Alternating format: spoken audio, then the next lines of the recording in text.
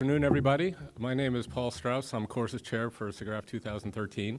I just wanted to take a minute to let you know that you're part of something new here.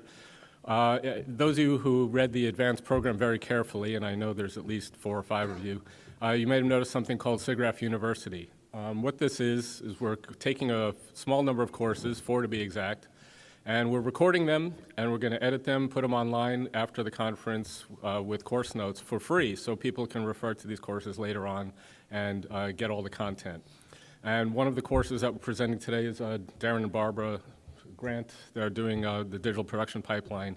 So please don't take this as an invitation to leave the room and watch this on video later, because it'll be much better inside the room. So I just want you guys to know you're part of something brand new at SIGGRAPH. You don't get to hear that very often. So enjoy the course. All right. Is my mic on? All right. Good. Good afternoon, everybody. Welcome. As Paul said, this is part of SIGGRAPH University this year, so these will be online afterward. One other thing that Paul didn't mention is that in the SIGGRAPH Scheduler app, there's a little, and whenever you go into the course, there's a little link that you can give some feedback. So if you stay here and you like the course, please give feedback. If you leave halfway through, just forget that I said that. Come on. This is about as funny as production pipelines is going to get, okay?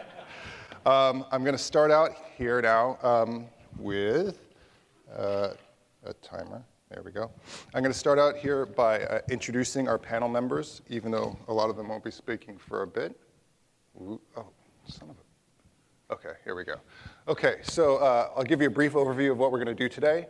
That's me talking right now between 2 and 2:30, and I'll do a little bit of a history of pipeline, history of VFX to get you all warmed up.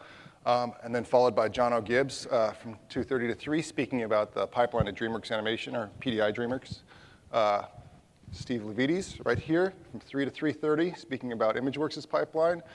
Mike Stein from 3:30 to 4, speaking about MPC's pipeline. And then finally, Barbara Ford Grant speaking about the digital production ecosystem from script to screen, kind of how all of this fits, all these digital pipelines for visual effects and animation fit into the broader picture.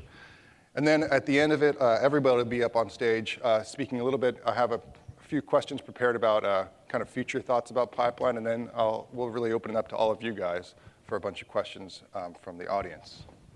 Let's see. So why did that not work?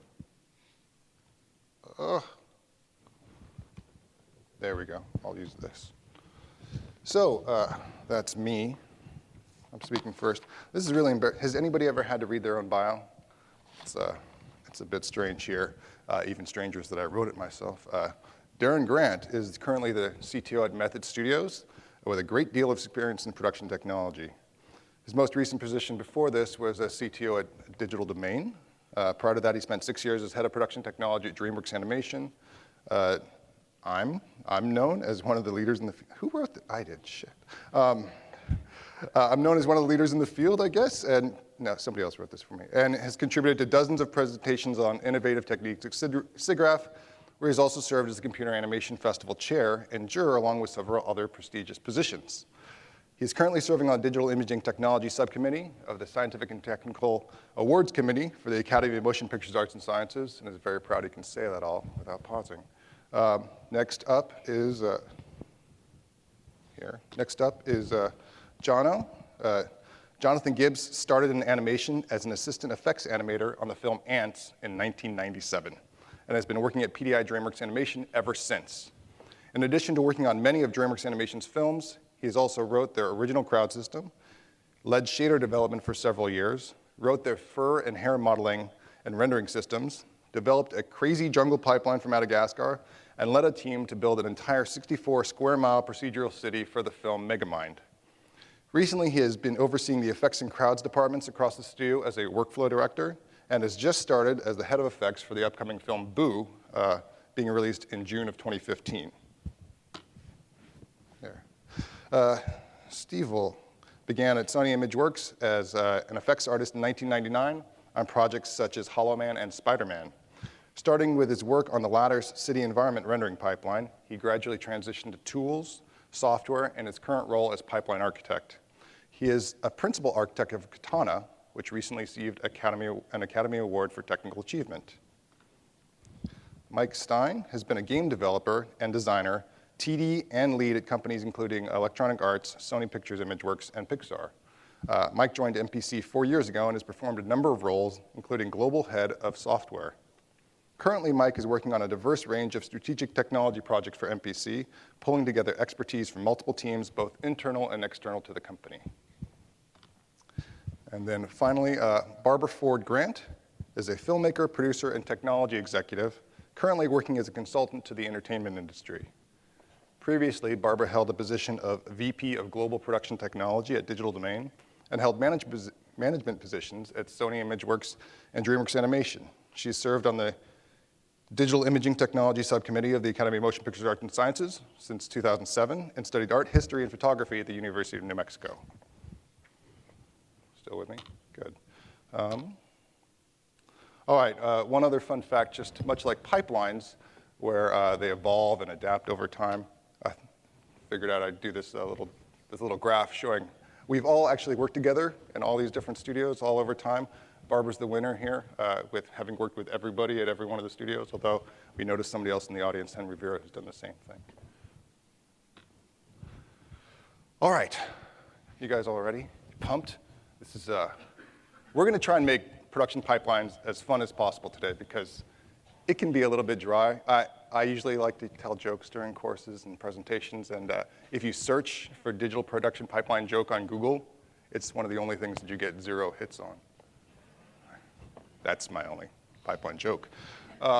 Okay, so I'm gonna start with a brief visual history of visual effects. It sounds redundant, but it's not. And this is really from my own perspective, so if I've left some things out or some movie that you really loved, I don't care. I'm up on stage and you're not.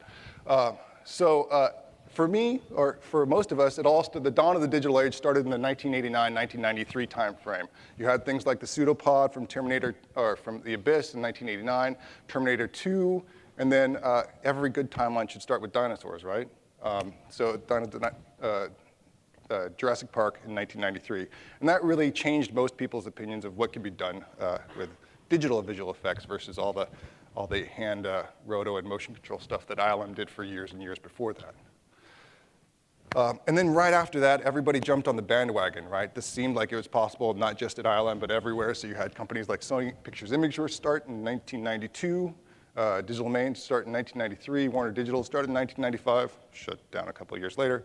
But everybody started jumping on this bandwagon, and digital visual effects really started to explode. And then 1995, 1997, not only did it explode, but everything grew. You had our first full-length animated feature in Toy Story, right? That's a lot of shots. And then you had something like Titanic, which I was at Digital Domain at the time. The show before that had 350 shots. Titanic had well over 1,000 shots. Everything started changing, right? People started really focusing on bigger and bigger scale. And then they keep on redoing it and redoing it and redoing it. We had all these sequels coming on from 1999 to 2005. This slide should really go on forever because we keep on seeing sequels happening over and over again. But I did this comparison here of the Matrix movies, Star Wars, the Star Wars prequels, and Lord of the Rings. One fun fact here is that sequels not just get better, because we all know every sequel is better than the original, but they also get bigger. I searched the internets, found shot counts according to various visual effects supervisors' accounts of what was going on in each of these films. And as you can see, they all grew in size over time. And then starting really in 1999 with the birth of OpenEXR, you started to have this democratization of visual effects, right? All of a sudden people started giving things away. There's an open source pipeline presentation going on later this week. Things really started changing. Rather than these pillars of the visual effects community that had large-scale proprietary pipelines, the bottom end of the pipelines and file formats and all those kind of things started being given away, started being more ubiquitous across the industry. You had things, so besides OpenEXR, you've had things recently happen like Alembic. I think there's I don't know how many open things that Sony has done over the last few years, but it's more than I can fit on a single slide. And then you have things like, not only are the file formats and standards being established, but then you have some of those pieces of proprietary technology, things like Nuke from Digital Domain, Katana from Sony Pictures Imageworks, being productized and sold by companies. So what does that matter? Here's an interesting fact. As of 2012, there are actually 2011 visual effects houses, according to the interwebs, 2011 visual effects houses in the industry. Anybody that's been around for a while knows that that's probably an order or two more, order or two magnitudes more than what it was a decade before that, right? So as you've seen this, giving all these different things away actually started making it easier for everybody to start their own visual effects studios and really grow out of that. All right, then, so because everybody actually had access to pipelines, they actually started focusing on some more creative pieces here, like complexity of character. During the 2004-2008 time period, you saw everybody kind of chasing after the uncanny valley, trying to make better and more effective looking CG digitally created characters. It's important to note, it's funny to note here that each of these pieces that I selected, Doc Ock from Spider-Man 2, Davy Jones from Pirates 2, and Benjamin Button, not from Benjamin Button 2. I really hope there's not a sequel to that movie. But The Curious Case of Benjamin, each of these won a, okay, thank you for some laughter. Each of these actually won an Academy Award for visual effects during that time frame. And then it finally happened. Avatar happened, which is, I'd kind of consider the first animated visual effects film, right? Because I don't know how many shots there were, but probably the same number of shots as there were in the movie. This is a T-shirt I got back in 1997 when we thought it was going to happen in 1999 at Digital Domain rather than 2009 at Weta. But we've all seen enough pictures of those blue aliens, right? I didn't want to use that again. And then you fast forward to now, 2012, 2013, when it's not the death of independent, note the spelling of that, it's not the death of independent studios, because even though a couple of those have gone bankrupt, they're all still alive and willing to do work for you. But really the death of independence as standing alone as an independent studio. I think the last major one left is Weta. The industry's changed quite significantly over the last few years. Again, if you want to hear about all that, there's a Birds of a Feather, there's a panel, there's all sorts of other stuff going on at SIGGRAPH later on this week. But really highlighting the fact that things have changed significantly in the industry, and it's very visible. So, why did I just take you through all that timeline? Really, to just highlight the point that there are three primary drivers for the watershed moments, or those kind of those big points in time in visual effects. And they really come under these three different categories. Better, which is really creative goals. Cheaper, really driven by economic factors. And then faster, really driven by technology or scale factors. And if we come in here, and then so what's important to note, and I'll zoom in on these things in a second, is that the creative and economic factors, better and cheaper, really have a visible effect on the industry. You can see them all in that timeline. They showed up in the movies that you saw, whereas technology drivers really enable a bunch of changes behind the scenes. So you could see creative goals, all of a sudden digital visual effects with Jurassic Park, an animated feature done in CG, complexity of character like Davy Jones, and then Avatar. Economic drivers, everybody jumping on the bandwagon because all of a sudden this thing was possible and everybody wanted to do visual effects. Sequels, like our friend Jar Jar. The democratization of visual effects, all of a sudden, really that was an economic driver in most of these places. Visual effects studios needed to find a way to help underwrite their R&D, and so they gave away some of this stuff. And then finally, the death of independence, much like what happened over this last year. And then, interestingly enough, about technology, like I said, those are really key things that we're changing and helping revolutionize the industry, but really weren't visible. Things like, so kind of looking, digitized hands. Anybody know what that is? That's the first CG animated thing that Ed Catmull ever did. Digitized hands to LiDAR scans. It's a LiDAR scan of Mount Rushmore. So a couple orders of magnitude difference there. Indigo 2s to Linux render farms. Gigabytes to petabytes. This chart I blatantly stole from Weta. I hope they're okay with it. This is, if you looked really closely, that's the Fellowship of the Ring, the first Lord of the Rings movie in terabytes, and that's Avatar on the end there. And then finally, SneakerNet to asset management. really things, technology drivers have actually changed the industry quite significantly, even though they're not visible.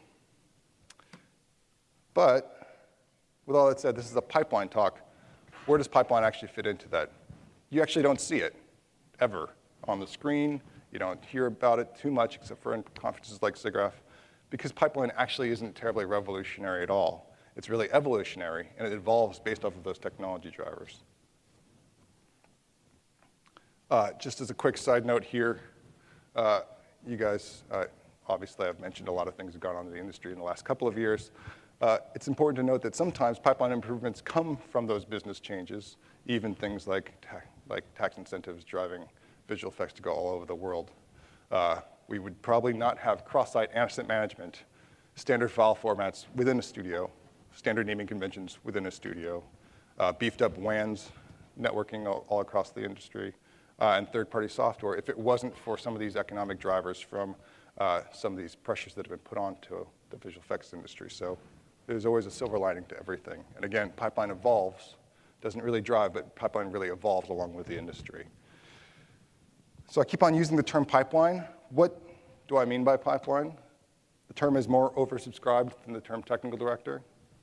Okay, any TDs in there, get that. Or producer. Really, if you think about what people mostly talk about when they say pipeline, it's really broken into, they're really talking about this whole gestalt of infrastructure, pipeline, and workflow. By infrastructure, I mean hardware and core services, your render farm, the machines, the operating system that you're running on, how you log in. Pipeline is really the tools and processes that operate on top of that infrastructure. And then finally, workflow is how somebody actually uses those tools, right? So pipeline, really we're talking about just that slice. We're not here to talk about render farms today. But even more specifically, this is a quote from the Global VFX Pipeline Google group.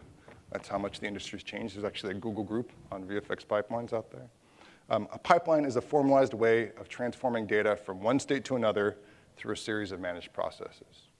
Okay, so think about that for a second. It's really, that kind of illustrates why it's not necessarily something that changes the industry. It's really just going along the industry because it's really evolving as you change. As you change the type of processes that you're using, pipeline's there to fill in all those gaps. So that's my bit. All pipelines are not actually created equally. What I'm going to do here is hand it off to these next three gentlemen who are going to talk about pipelines at each of their different studios. One of the things that's interesting about this is that all pipelines are not actually created equally. Even though they're all doing great work, all doing high-end, what animation or visual effects, or in ImageWorks' case, both, right? Doing that high-end work, the way that they've created their pipelines are actually very different. And I think that's going to be really interesting as you see this. In particular, one thing that we tried to do was tried to find 3 things that we could highlight in between each of them where you'd think, okay, locking assets for rendering, that's a pretty standard process. We might actually all do it the same way. Hell no, it's all completely different from one place to another. Multi-site production, okay, we all have to do it completely different. And then finally, geometry crashing, which really isn't terribly sexy, but oh, I'm sorry, Steve's going to talk a lot about geometry crashing. But again, done completely differently. And with that, I'm going to hand it off to Steve. Oh, Jono, sorry. You're sitting in the wrong place. All right. Thank you. I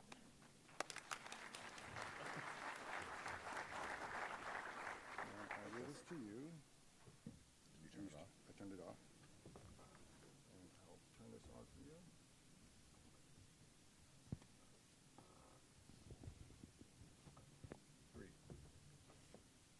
Great, thank you. Hi, thanks for coming. So I'm going to talk about the Dreamworks animation pipeline, or the pipelines. We have lots of different little pieces. So Darin gave a timeline. I'll give a little timeline for us. This pipeline has roots way, way back in time. Pacific Data Images, or PDI, was founded back in 1980. Dreamworks Animation in 1994, and those two companies got engaged in 1996 and decided to start making CG animated films together. And that engagement turned into a marriage in 2001.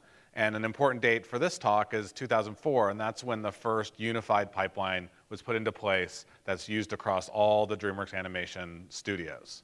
And with those pipelines, we've now made a lot of movies, 21 all-CG films. There's 9 more films in production, and we have over 880 artists in the US working in this pipeline, happily, I'm sure. So I want to talk a little bit about the tool philosophy of DreamWorks, which leads to how the pipeline is developed. So the expectation is that everyone writing tools at DreamWorks is really trying hard to write small tools that can be repurposed in a whole bunch of different ways. Flexibility is a very prized thing. So we call this screwdrivers and wrenches, right? You want to make tools with good, clear purposes, but that can also be used in a lot of unanticipated scenarios. So open and hackable is a very prized thing at our studio. The pipeline is actually developed on the shows. So there's an R&D group developing these tools, but the tools are all put together and pipelines are formed on the shows in production. There is a global pipeline team, but they're actually quite small compared to the number of people building pipelines in production. So the structure of the studio is very department-centric. So we have a departmental culture. If you ask someone, hey, what are you doing, or who are you, they'll say something like, I am in lighting, and I'm working on crudes. So they identify first with their department. And that has led us to evolve sort of separate pipelines for each department, and then just try to get those things to talk together. So the core pipeline is focused on getting the different pipelines for each department working together. It's kind of like we all live in domed cities, and we try to stay within the walls of our dome as much as possible and avoid the wasteland that is in between the departments. So a little bit about what pipeline is. So Darin said pipeline and workflow are different. They're different layers, but they very much inform each other. You have to decide how you want to work, and then pipeline is a way to automate that. It's a framework for how you want to work. So if 2 groups want to work differently, they're going to make vastly different pipelines. A pipeline like at DreamWorks was better described as a freight train and not a racing car. It doesn't go everywhere you want to go, but where it's designed to go, it goes there very efficiently. If you have to move a lot of shots, it's good at that. If you have to go someplace new, you have to lay a lot of track. When designing pipelines, the difference between rigid and flexible is something you're constantly battling.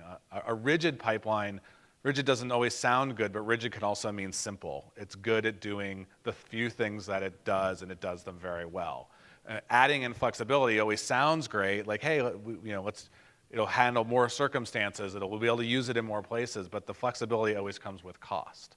And you can rapidly get into a situation where you're spending more time driving the pipeline than doing the animation that you want to do. So it's very hard to actually avoid that case, and we were actually sort of very bad at it for a long time. And we were engineers, and we prided ourselves on developing solutions that always worked, but those solutions were really complicated. So we try very hard to follow the 90% rule now. And if someone brings up a use case and says, well, what about this weird case? We're like, hey, how often is that going to happen? If that's a corner case, if that's going to happen like 1% of the time, we're just not going to deal with it. If it's going to add complexity to the tool for a 1% case, forget about it.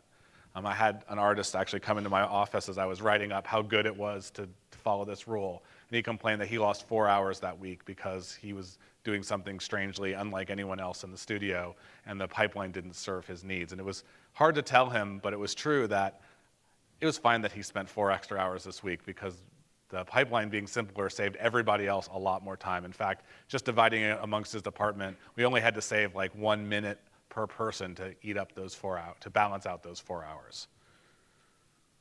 That's a little picture of the pipeline. I don't expect you to be able to read it. I pulled this off our internet. The blue boxes are all the different departments in the studio, and the lines are showing how the data is flowing between the departments. You can see there's all sorts of things you don't want in a pipeline. There's cycles, there's data moving backwards and forwards and in all different ways. It doesn't flow. Like, pipeline is a very bad term because it implies that the water is flowing in one direction, and it's not. It's going all the way around. To describe how we got where we are, the very first pipeline we used on feature films actually was born long ago in the past. It was built around our original proprietary tool set back in 1991 to do a television special that I'm sure no one here has seen. I certainly haven't. But that's the genesis of the original pipeline, and it was used to do, that was considered long form work in 1991. There's probably something like 8 minutes of CG in the whole half-hour special, but that was a lot of work when you're used to doing 30-second pieces. And this pipeline grew and was used on the first 2 films. And it's basically built around shared scene files. So when you're an artist working all by yourself, you build your scene file by hand, and it's all fine. Then when you get 5 or 6 people on the same shot, you have to figure out how to get all that data together. So in this case, everyone builds their own piece of the scene, and there's some automatic tools that wedge it all together. But there is a piece of technology that came out of this original pipeline that we still use. It's called Annie. It's for scene configuration and data abstraction. And I want to just talk about it for a second, not because it's sexy and cool, but because it's really, really simple, but it's very powerful. And its power comes not from it doing something amazing, but being really ubiquitous. So all this is a file that contains variable assignments and references to other files which also contain variable assignments. And these are all built together to form a hierarchy. So you can set values at the shot level, or the sequence level, or the show level, or the entire studio level, and it all inherits down. And by having this very, very simple system, all the tools that we use, whether they're in-house tools or commercial tools, they've all been engineered to talk to this system. So if you want a bit of configuration, if you want to add some control in, you can just drop it into one of these files, and you can be assured that everyone can get at it no matter where they are.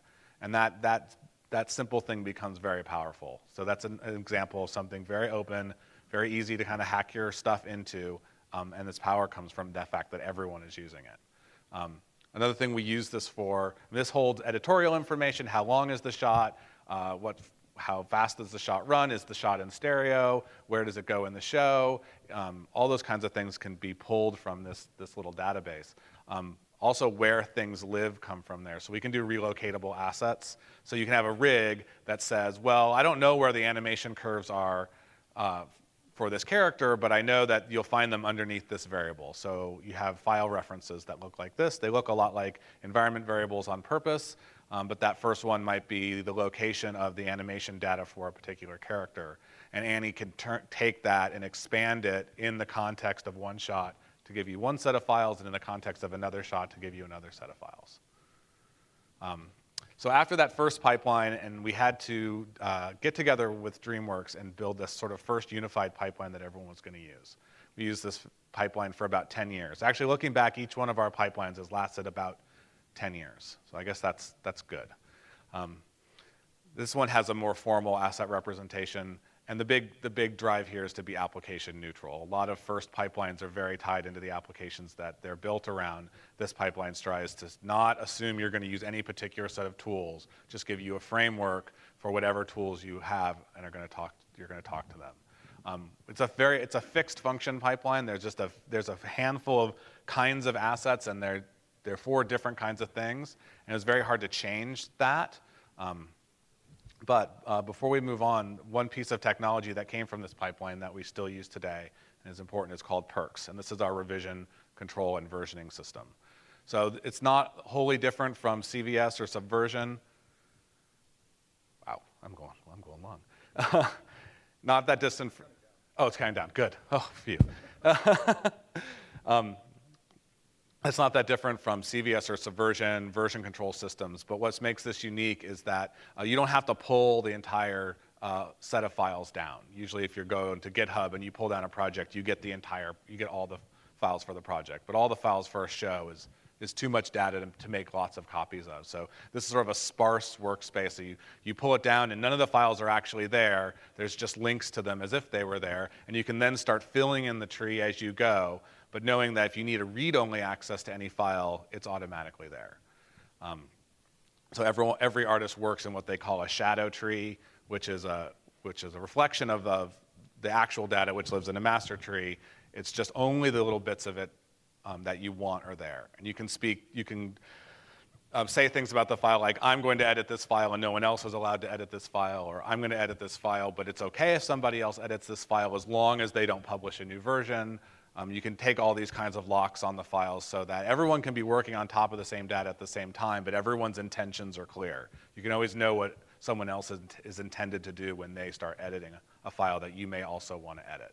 And this system is how we do locking assets for rendering. So when you go to put something on the render farm, you have a separate shadow tree for the render farm that you lock down on a particular set of versions of the files and set the job off on the render farm, and then those don't get changed. And you can go back to your local shadow tree that you're working on and start updating files and pulling new versions, knowing that the versions that the render tree is seeing are not changing.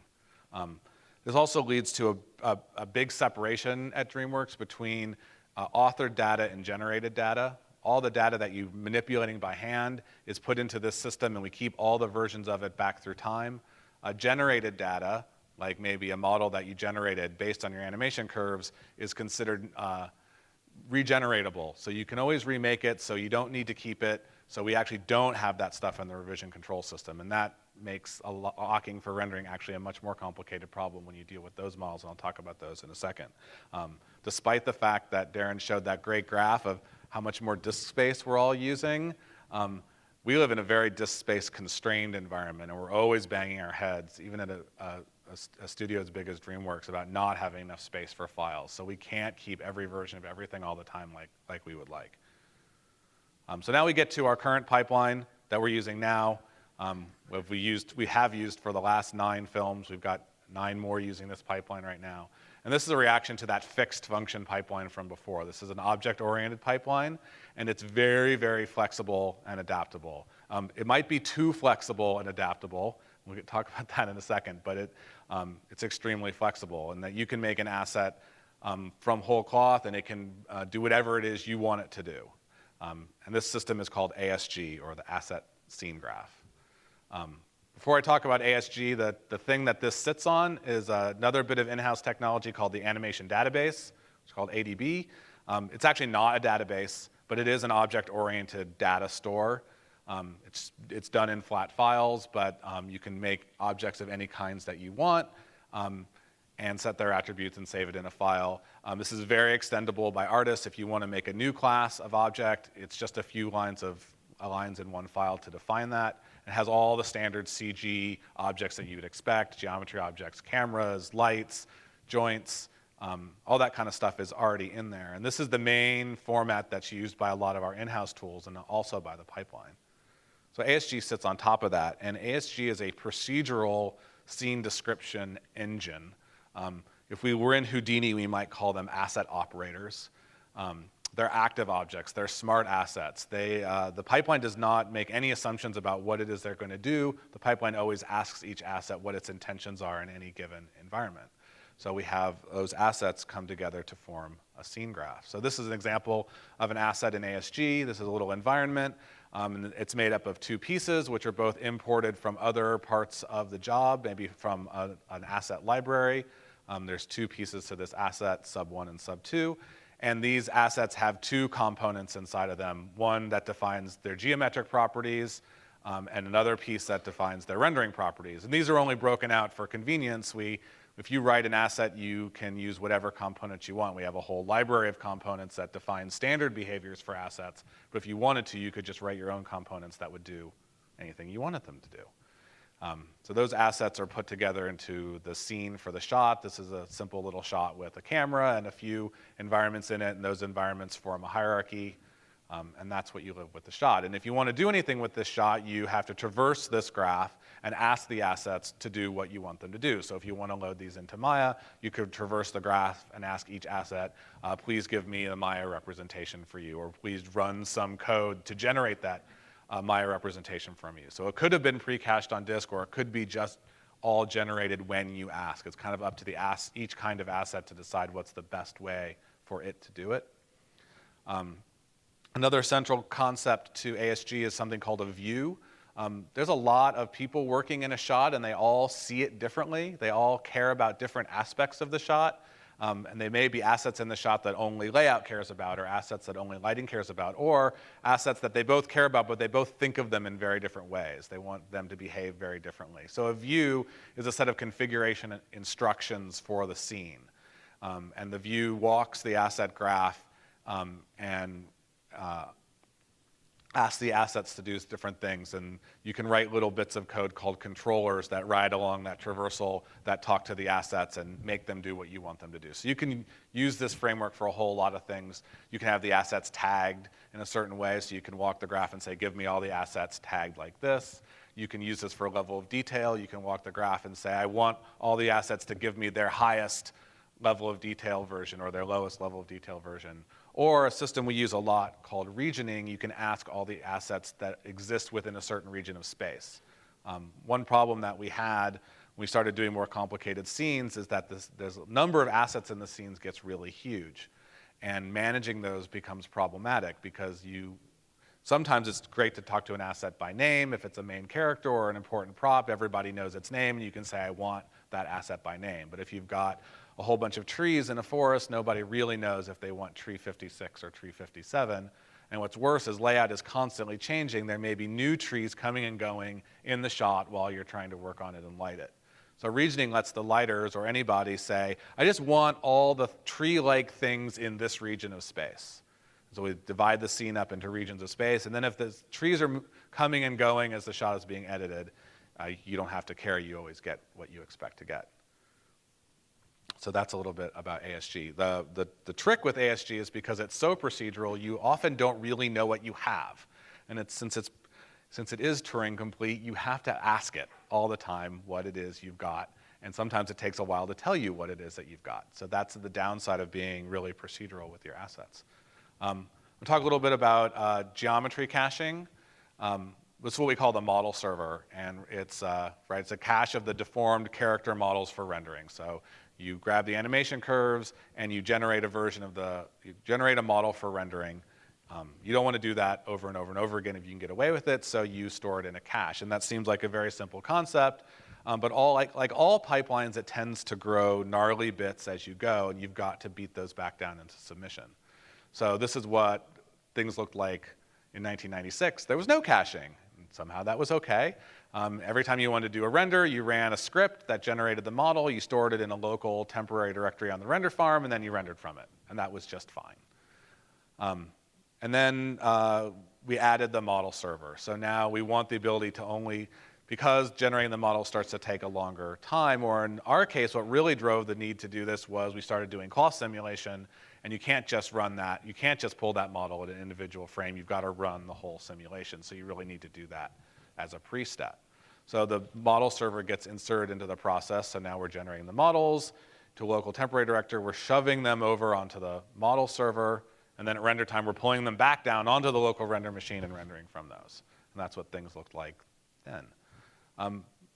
Pipelines, once a pipeline's in place, people find ways to ride on top of it in ways that you didn't expect. And this has happened very early on to the model server. We had a group called we call the filing department. After character animation is done, they go back into the models and they do all sorts of extra little deformations on them to make them look better. A classic example of characters leaning on a table. The character rig probably doesn't include deformations to flatten the hand out as it touches the table, because that's a very specific one-off action that wasn't anticipated right when the rig was built. So the filing guys go in there and just grab that geometry and flatten it out and make those contacts look really good.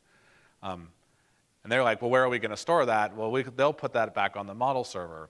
But what they didn't want to do is just update the models on the model server, because a lot of changes come in animation late in lighting, and they didn't want to have to go in and redo their work or have their stuff rerun every time that happened.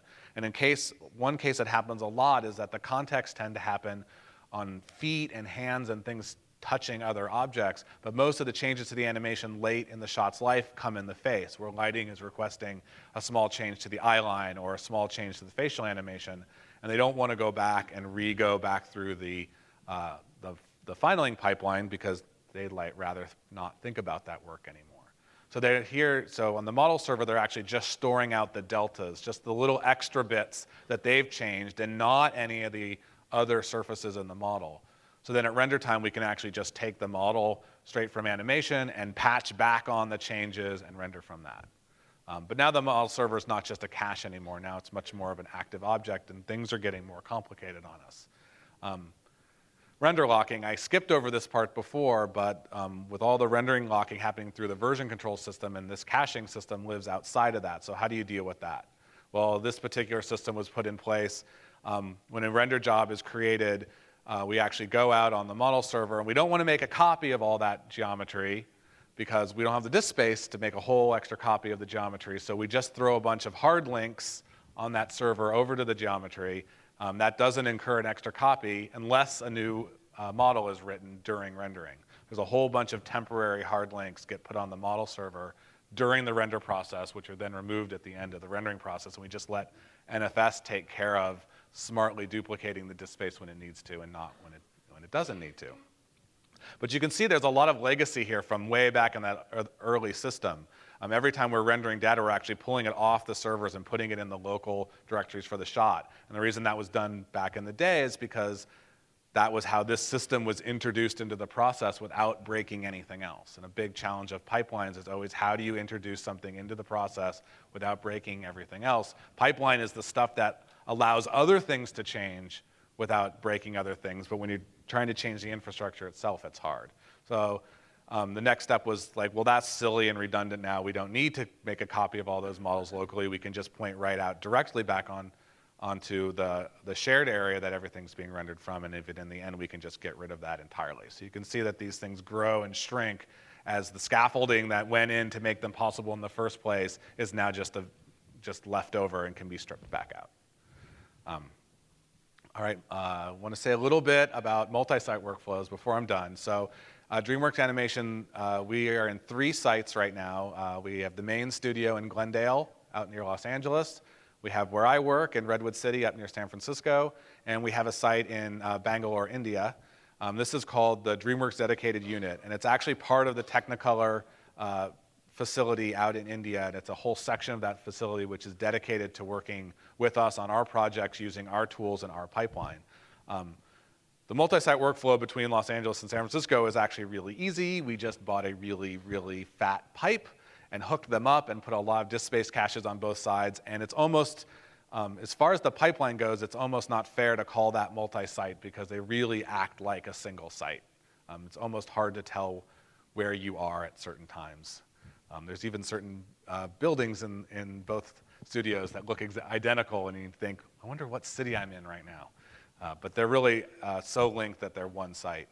That's not the case, obviously, with India. You can't get away with that. It's also complicated because for business reasons, that's technically a separate company. So there's a whole lot of business reasons why that has to be considered more of a separate site. The main solution here is something called replicated perks. I talked about perks before. It keeps all the master versions of all the files and lets you check out the pieces that you need. So replicated perks is that there's a server running in India and there's a server running in California, and they're constantly talking to each other about what new versions of files exist and what to do with them. So in particular, if an artist in California makes a new version of a file and they check it in, the perks server in India will know in about 15 seconds that a new version of that file exists. And so if somebody in India needs it. Well, it knows that it exists because getting the metadata over there is really easy, but the file itself may not be there. And the file itself has to be put onto a transfer queue, which depending on how clogged up that queue is, could take some time before that file is actually available in India. But at least the artist knows that a new version exists. They just might not know what it is. The other solution for multi-site stuff is to try to be logical with staffing. Usually in India, they're working on the same films that we're working on in California. So if we can take an entire sequence of that film and move that entire sequence over to India, that's better because then a lot of the data doesn't actually have to come back and forth. It can just stay in one side or the other. But that's not always practical given the timing of the production. So sometimes even individuals are working. We might be doing lighting in one place and effects in the other place, and a lot of data does have to move back and forth. The data that's not in perks just gets picked up by a cron periodically and observed that it has changed and put on that same transfer queue that sends stuff over. All right, so at the end, I just want to say a little bit of what we're calling internally our project Next Gen. So we're actually right in the middle of completely changing all of this stuff. We're reforming our entire tool set and our entire pipeline. We've done some of this already. Emo or Emotion, which is our in-house character or animation tool, which was actually the first lines of code for Emo were written in 1984. And it's almost retired. The last film using it is about halfway through production right now, and all the rest of the shows are using its replacement called Primo. Our lighting tool from 1996 is being replaced by a new lighting tool called Torch, and a lot of our other tools are being replaced by third-party tools. So our in-house 3D painting tool is now it's been switched to Mari. Our in-house compositor is switched to Nuke. So we're going through all the applications and deciding, should we rewrite this or should we go with an off-the-shelf solution?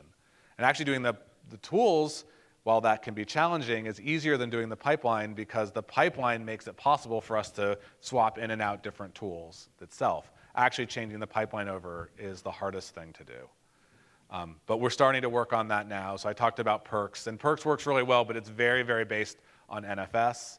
Lets NFS do a lot of the heavy lifting, and that doesn't work so great when you're really distributed all over the planet. So moving that kind of Perks functionality up to the cloud is one of the projects. ASG will be replaced. The difference between when we wrote that, we had a lot more people working at the pipeline level. And as I said before, we've retreated a little bit more to working within our authoring tools more. And all the proceduralism that ASG brings is very powerful, but that proceduralism is also echoed inside of tools like Maya and Houdini. You don't necessarily need it out in the pipeline as much. So I think that actually the next pipeline will be a lot simpler and focus a lot more on simple data transport and conditioning issues. The last thing I want to bring up, which is also a big change that we're seeing in pipeline, is the notion of these multi-shot workflows. So originally, when you went from a small studio to a bigger studio, the big change is instead of doing the entire shot yourself, everyone was specialized and you had someone in layout and someone in modeling and someone in lighting and someone in effects and someone in character animation, all collaborating on a single shot. We got specialized out. But now we actually want to let a single artist do more. But we don't want to go back to the generalists of a single shot. So the answer is, well, can we work on a lot of shots at the same time? And we do that now. We take this same system, take the same animation and lift it and move it from shot to shot, or work on several shots concurrently. But the notion of the shot as an entity is still very much in existence in the pipeline. You're thinking very much of, I'm working on this shot and then I'm working on this shot. So more and more we're trying to change the workflows and the pipeline so that that notion of a shot fades away and you can just work on sections of the film across those shot boundaries.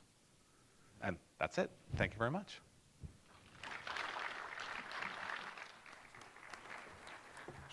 Since we're running a little bit ahead of schedule, because my presentation was so short, we have time for questions for Jono particularly before we move on to Steve Lavietes.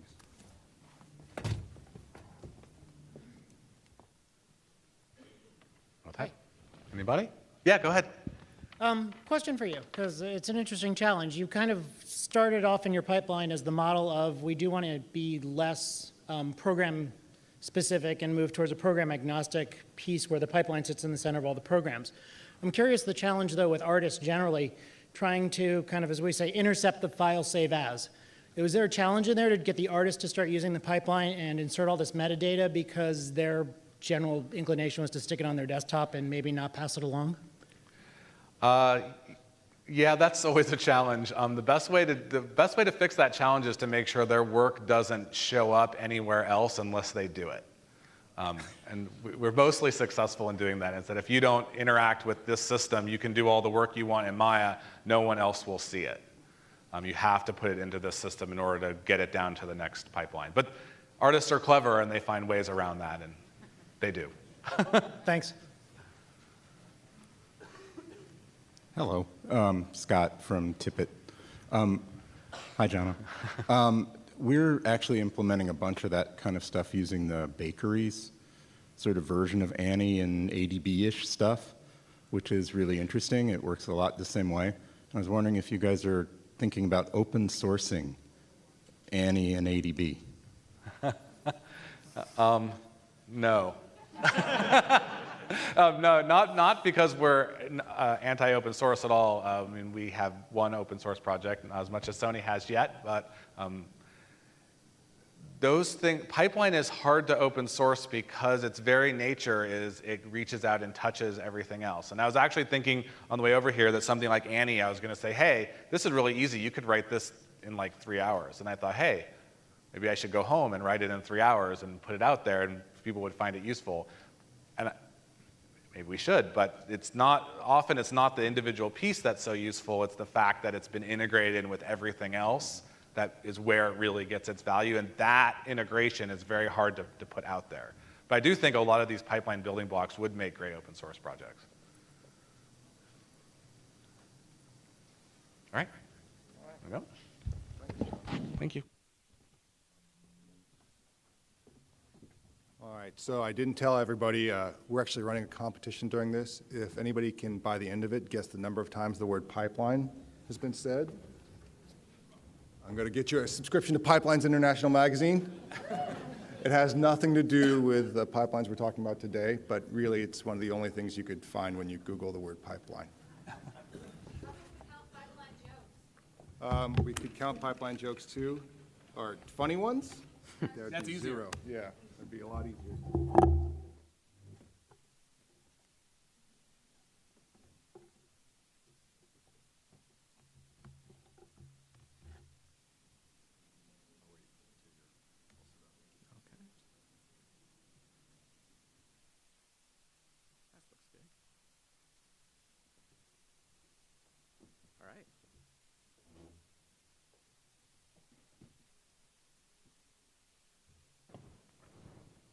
Okay. I'm Steve Lavietes. I'm a pipeline architect at Sony Pictures Imageworks, and I couldn't decide on one title, so we're going to go through 4 of them.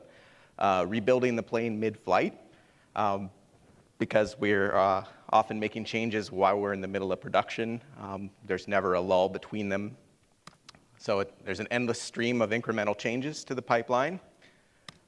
You can never start from scratch. And when all goes well, no one notices. So I'm going to start with just a bit about early Imageworks history, because I feel like a studio's pipeline is a reflection of its overall culture. So Imageworks was founded in 1992 in a small office on the Sony Pictures main lot. And some of the early projects included contributing to effects on Johnny Mnemonic, nothing particularly big or organized. It started to grow to resemble its current form around 1996, about when Ken Rouston joined the company. By then, we were big enough that we needed a formal pipeline because we were doing multiple major shows at once, notably around that time, Starship Troopers and Contact.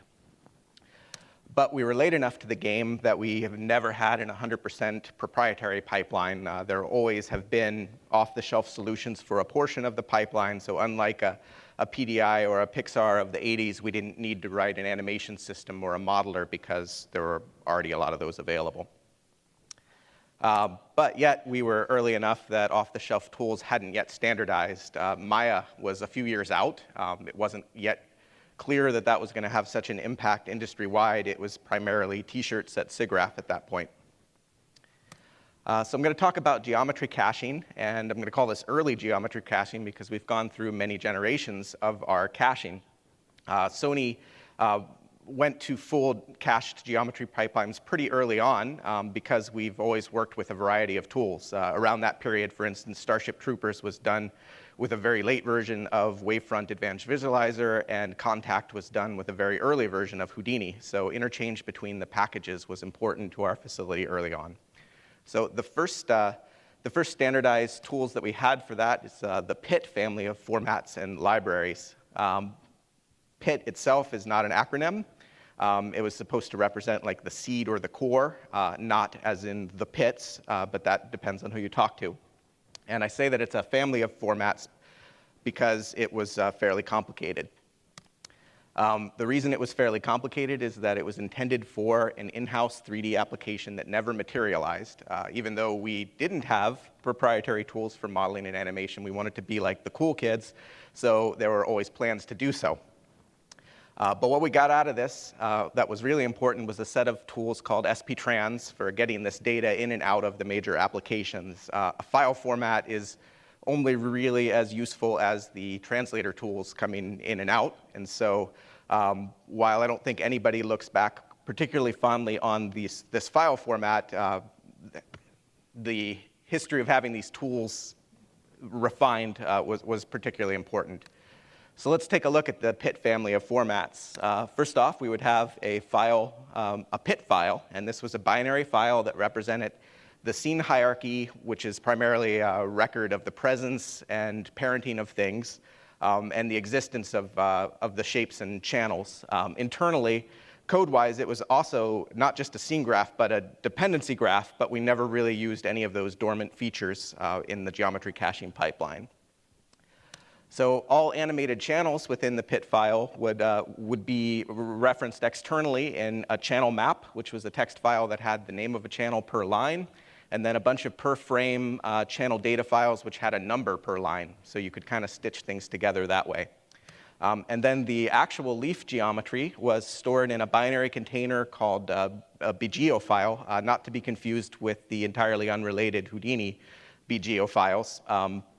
But these were sort of segmented by shape, and we would store the static shapes in one file and then the deforming shapes in one file per frame, and you had random access to the individual shapes through these table of contents files, which were really nothing more than the name of a shape and then the byte offset to the location of that shape within there.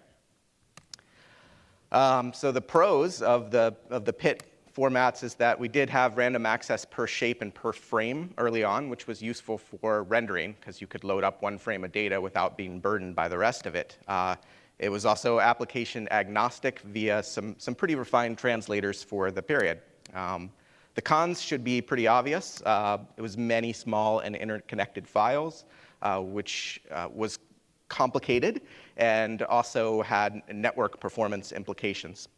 And another thing is that anybody using these libraries, there were a lot of complex library dependencies due to its origin as a full 3D package, even though we were only really using a small portion of that. So I'm going to talk a little bit about the SPRIB format and burps. Burps was our in-house lighting tool, which was first used in 1997, I believe on the film Anaconda. And it was built around RenderMan.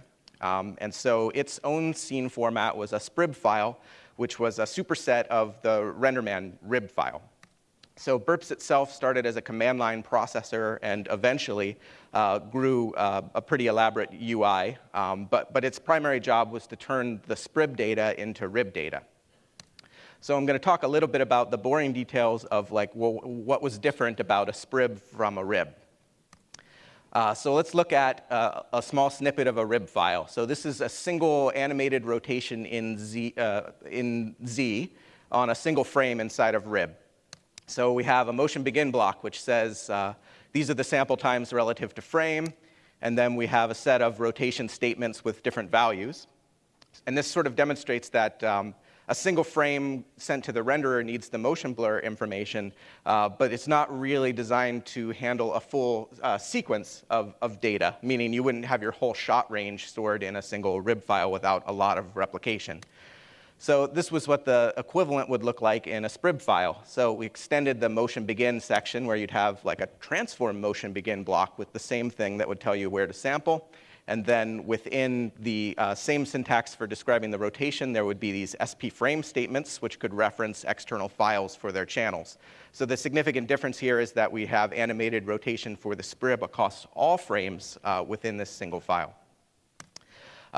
Geometry itself, this is a snippet of RIB describing a single cube on a single deforming frame. We've got their motion begin block, and then we have all this crap. So that's a lot of data. So that initially shows us that, like, hey, if we're storing a lot of complicated scenes, the RIB file in its raw form is probably not that efficient. And you're also having to describe that same information per sample. So that's definitely not going to work over a range of frames.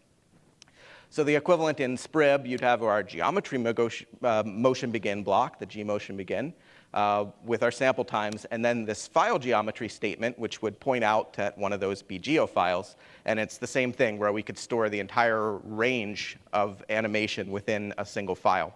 I should also note that this preceded the addition of procedural primitives in the RenderMan specification. So while there's some overlap to the idea of like loading geometry in procedurally, this was still the mid-90s, so that wasn't available yet. The most important part about that is that SPRIB reused the PIT data, and I'm going to talk a little bit about why.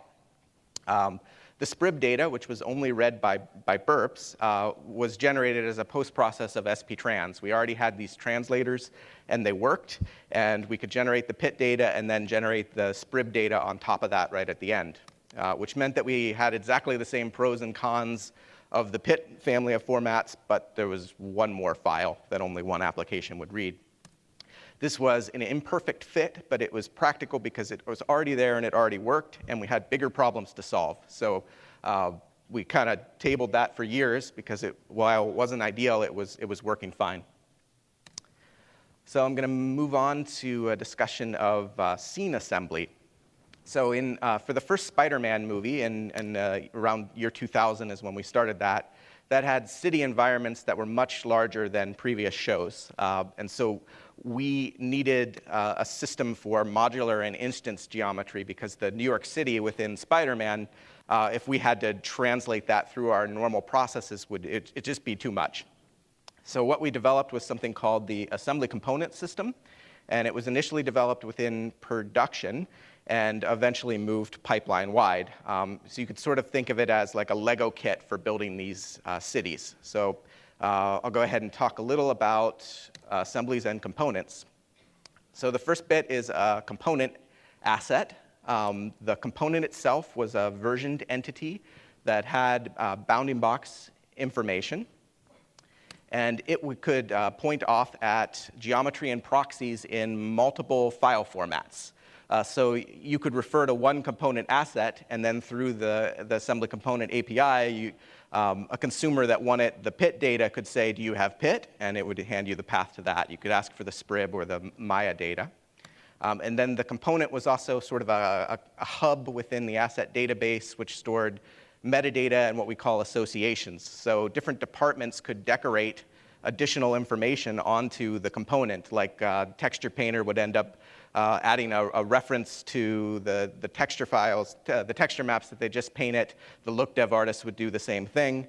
And then there was also a special type of association, which could be a component could point back to another component as its source, meaning that you could add these associations to the static version of a model, and then the animated version of that model would automatically inherit that information without further tracking.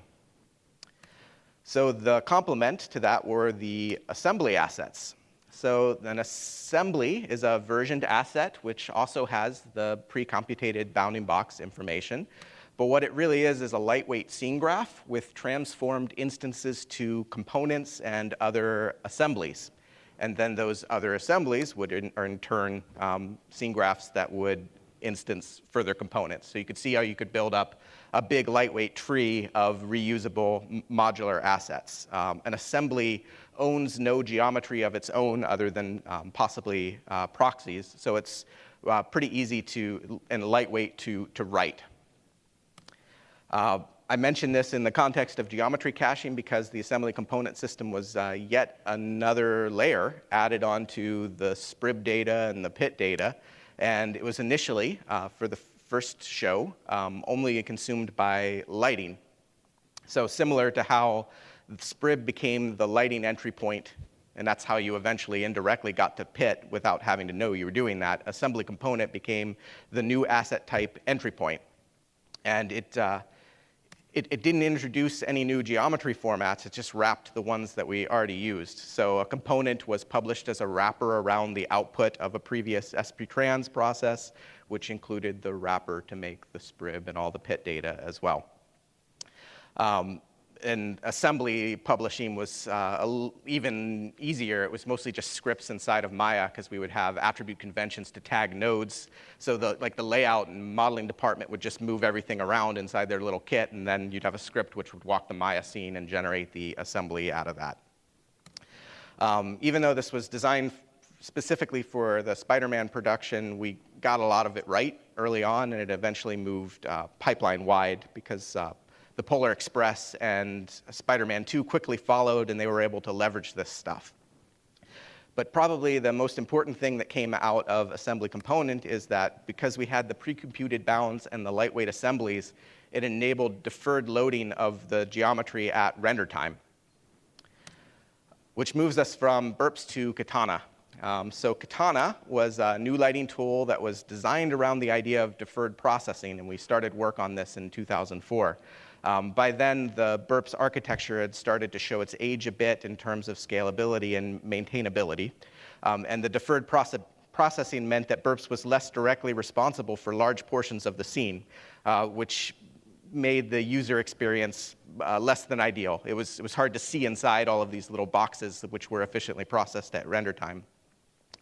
So we started the project in 2004, but we still had to keep making movies in the process of making it. So one of the things that we did is that we took the procedural primitives that were being instantiated through burps on OpenSeason, and we put Katana's in-progress geometry processing library inside of there, and that let us test real production data on a real show. I'm not sure that the producers would have agreed to this had they known at the time, but it was really valuable because it let us hit the ground running on Katana, and the first round of shows to use that were Spider-Man 3, Surf's Up, and Beowulf, and that was like less than a year after we started development on it.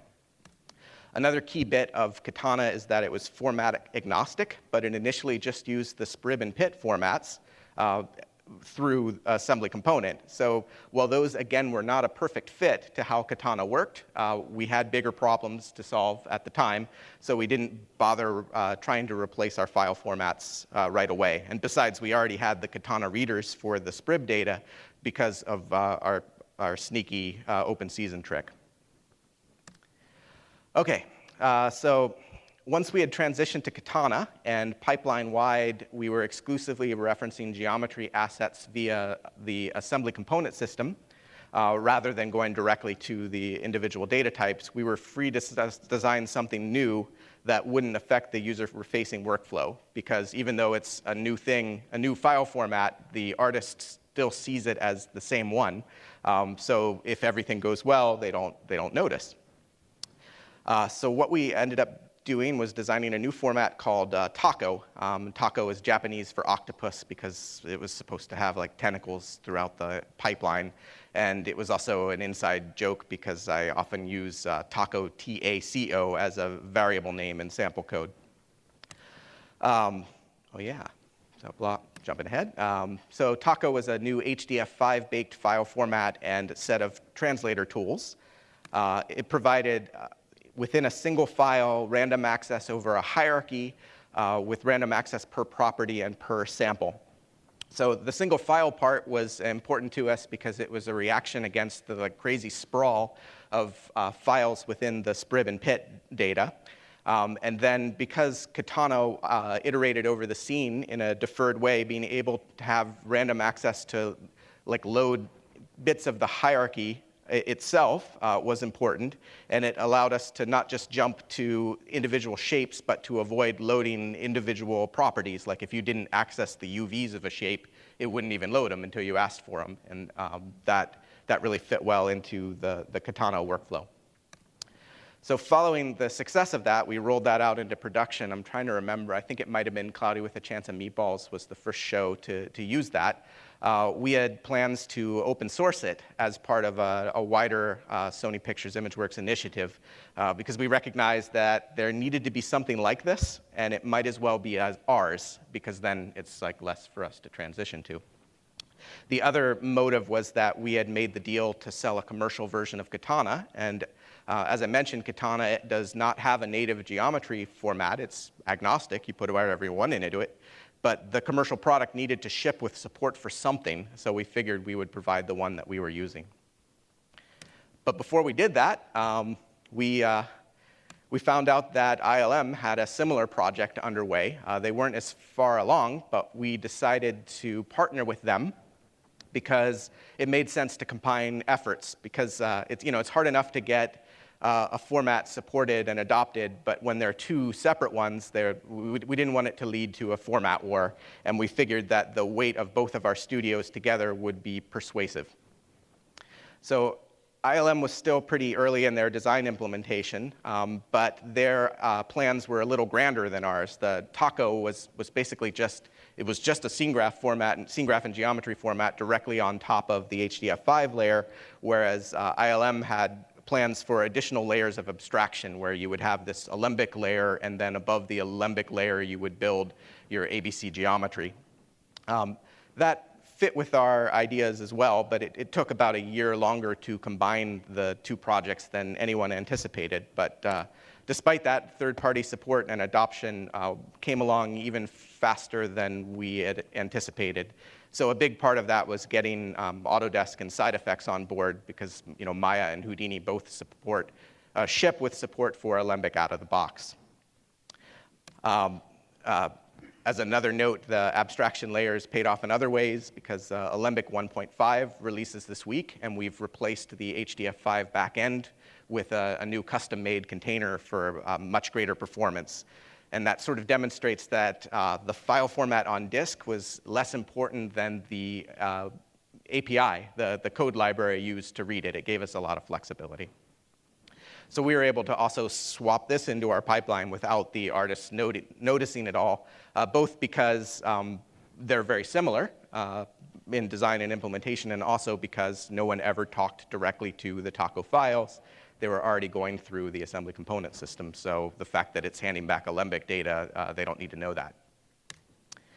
So I need to talk a little bit about what assets are, because like pipeline, the definition of asset and asset system varies depending on who you talk to. So within our pipeline, the asset system is primarily an asset referencing system. So ours is called the version and publishing system, colloquially known as V&P, and I believe it rolled out around 1998.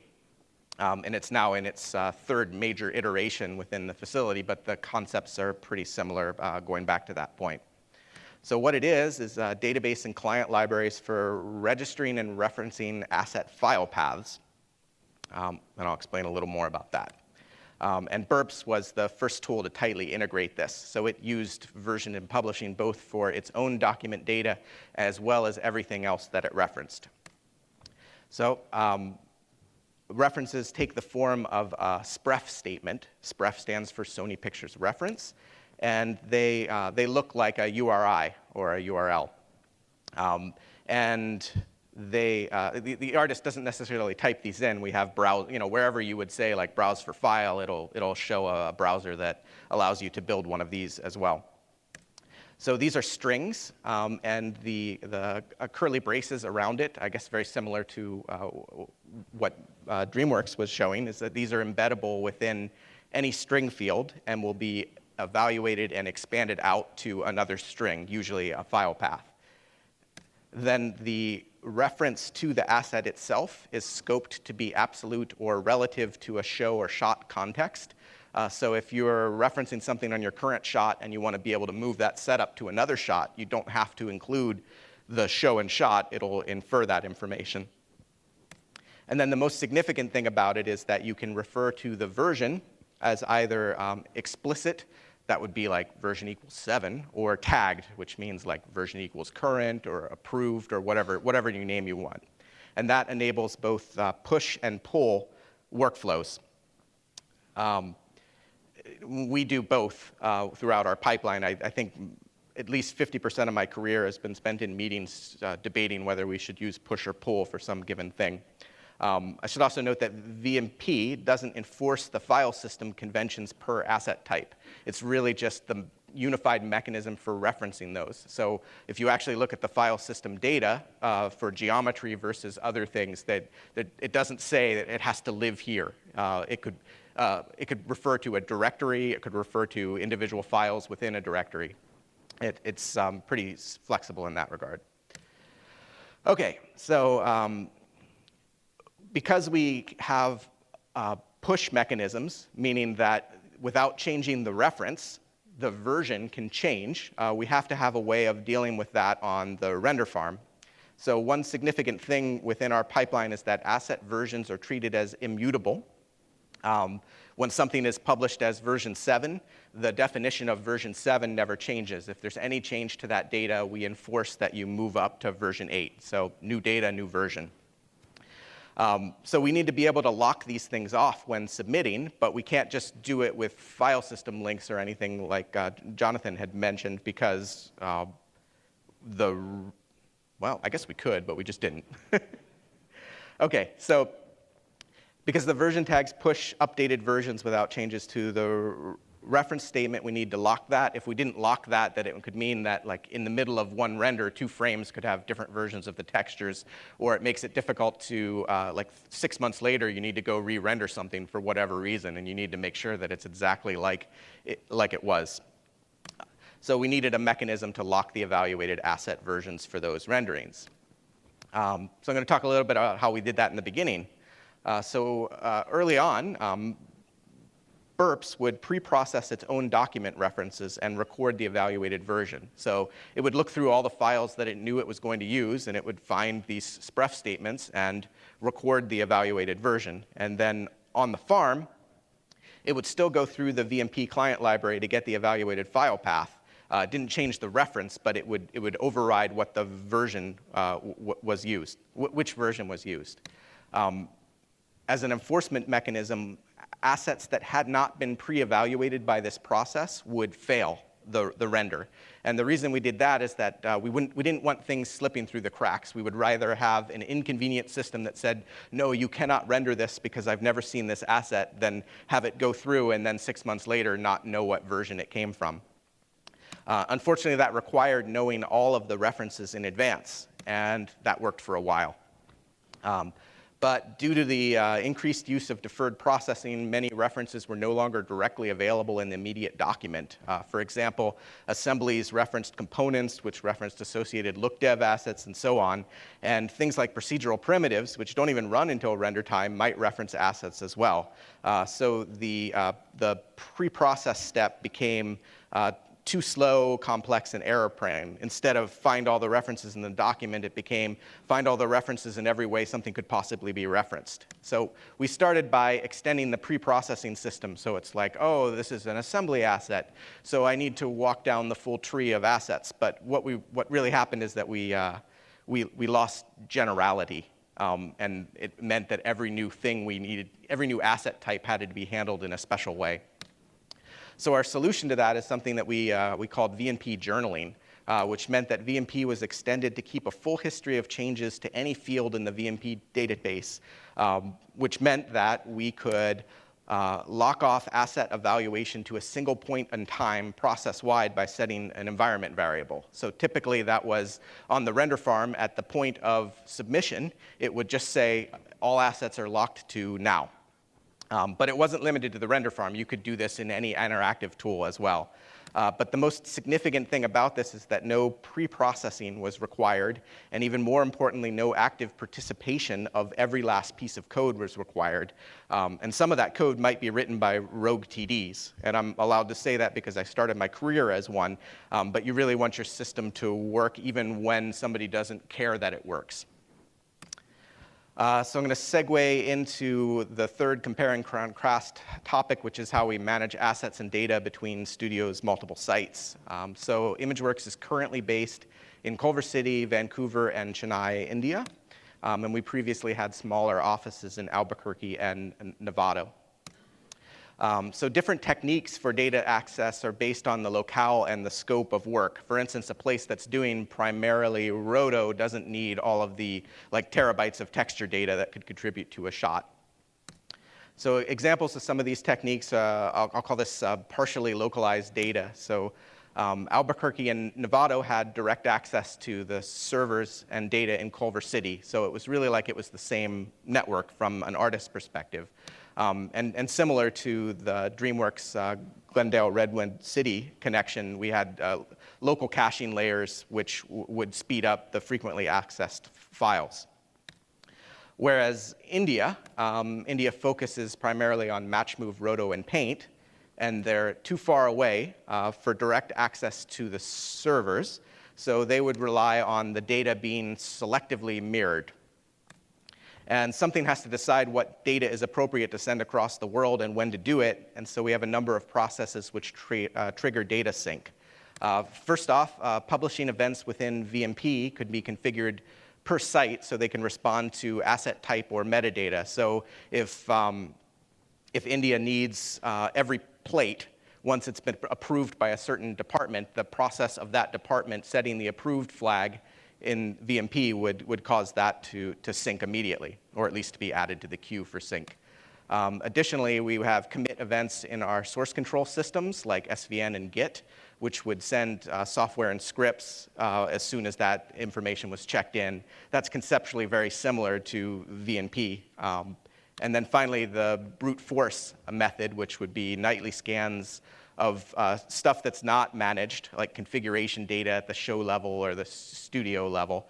It usually takes about an hour to scan over and look for changed files and send those over. I should note that we never really use that for production assets, like large things, because all of that should be managed through VMP, but it just kind of catches the small pieces that are relevant that might slip through the cracks. All right. Thus ends my very interesting portion of the presentation. We have time for questions. Okay. We have time for questions for Steve, so please get up and ask.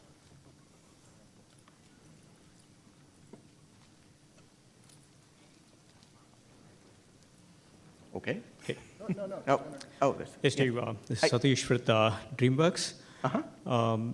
So in Sony, you guys are having the same pipeline across VFX shows versus animation, full-feature animation movies, mocap, performance capture movies as well. Did you have to tweak your pipeline to make it that flexible across all these three different end products? No, I think we kind of got lucky in that regard because right before we started doing full CG projects, I think the first of which was the Polar Express, we had done Spider-Man, which had these large environments, which meant that a lot of the scalability issues that you would normally only encounter in an animated feature that you're doing all of, we hit in our VFX shows. So we pretty much have a unified pipeline between both types of shows. Okay, great, thanks. Hi. You mentioned that you're making all these changes to the pipeline and trying to make it better and so on. And I want to ask, do you base all these changes mostly on insights from experience, or do you have some other more formal way of evaluating what's best? It's mostly like what worked and what didn't work last time, and then we make our best guess about how to address that problem. Culturally, we are not really very committee-driven. The development group is relatively small and agile and sort of separated into different disciplines. So yeah, it's just we try and test things out, and it's based on intuition, and we make adjustments on the fly. And since most of the artist-facing workflows can be changed, we can change what's underneath without changing the artist-facing workflow. It gives us a lot of room to experiment. Thank you. Thank you, Steve. Okay. Oh, well done. All right. So we're running just like 5 minutes ahead of time. So I figured this might be a great time for a break. Maybe it's just because I have to pee. So we're going to take a 5-minute break, and then when we come back, Mike Stein's going to start talking about the MPC pipeline. Okay? 5 minutes. You can go, but come back. All right. So without further ado, here's Mike Stein from MPC. Thanks. Thanks, everybody, for coming. It's good to see you all back. So I took a page out of the Steve Lavietes playbook. I also had no title really good. So the ones I had were Cart Before the Horse, Form Follows Function, and VFX Natural Selection. But really, most importantly, is the theme of my talk, what I've called the mission statement. And it's really that the evolution of the pipeline, at least our pipeline, is driven mainly by the needs of the projects that we work on. So for me, I think the most technical people, developers, engineers, designers, when they're faced with a technical challenge, they tend to take a very structured approach. There's various phases. You understand the requirements, you plan out the development, you refine the design, you have a very planned rollout. But really, visual effects production, by its very nature, is unpredictable. So it really shouldn't be a surprise that the evolution of a pipeline at a visual effects facility can be driven more by the projects than a sort of a carefully planned timeline. So just let me talk a little bit about who is MPC. I think sometimes we seem like the new kid on the block compared to ImageWorks and PD at Dreamworks, but MPC's been around for about 40 years now. Actually a little over 40 years. Started out as a small advertising and post-production house in Soho in London. And we've been doing film visual effects for a little over 15 years. We're a global company. We've got 6 facilities now on 3 continents, and we're still growing. And really, we've taken the approach of having a single pipeline model. Really, all of the film and advertising work sits on top of a common infrastructure and a set of basic pipeline tools and technologies to help each part of the company achieve the goals. So for film, we try to keep this as strictly as possible, or keep to this as strictly as possible. There's still some flexibility within the departments or for show workflows to vary. And there's still, areas where different sites differ, but we try to stick to it. On the advertising side, there's less use of the overall pipeline. The nature of the advertising work is obviously different. The projects we do on the advertising side are on the order of weeks instead of months or years, and artists tend to be more generalist rather than specialized, but underneath the core is the same. So before we talk about how our pipeline's evolved, I also tried to define what pipeline means. So for me, pipeline's a set of software tools and technologies that enables artists to perform a large number of tasks consistently, efficiently, and repeatably. And I think that's really how we try to approach our pipeline software design. Here's a different definition. This is an even more complicated chart. I don't know if this is still all true, but this is one I grabbed. So I thought it was also important to define what our pipeline isn't. So up here I've got a couple of things. So obviously the successful completion of visual effects is dependent on having solid production teams. That's both show production teams and centrally. Our production processes manage the client requirements, manage the resources, the artists and the tasks necessary to achieve the goals of the client. And the production teams manage the artists who are using the pipeline, but the pipeline doesn't really actually implement production. Another critical aspect of visual effects is communication.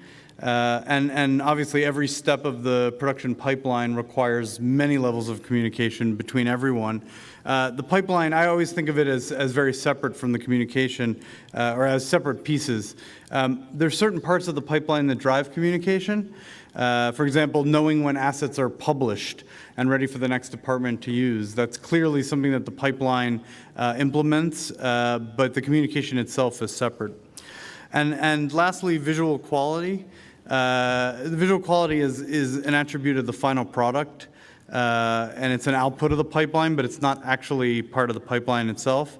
The same pipeline could be used to make Academy Award-winning effects as well, as well as something like, let's say, Sharknado.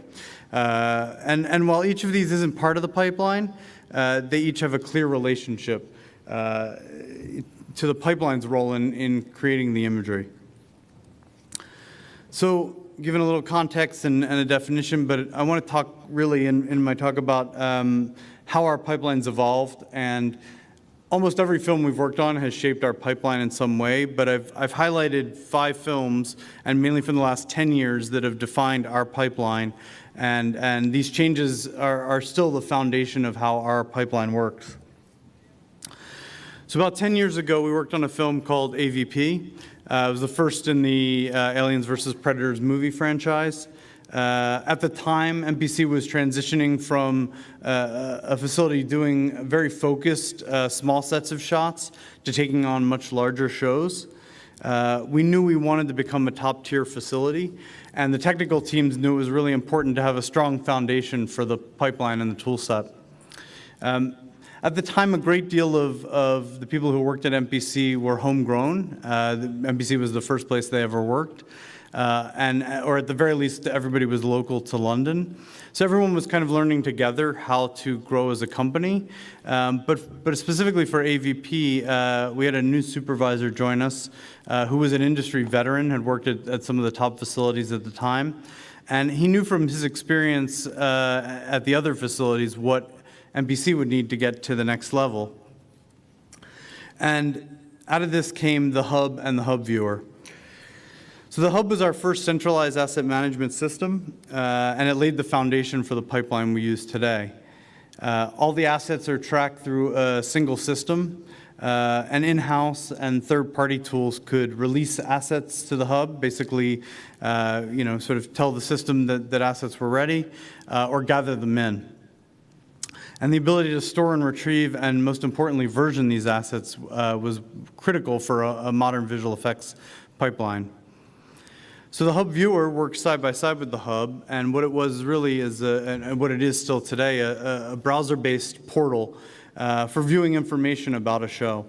The main interface is really dailies-based, and so it gave the artists who were working on the show the ability to actually sort of see what was going on the show, what the different departments, what their fellow artists were releasing on a daily basis. And really it let everyone in the company, obviously everyone had access to a browser, so it was easy for everyone to see what was going on.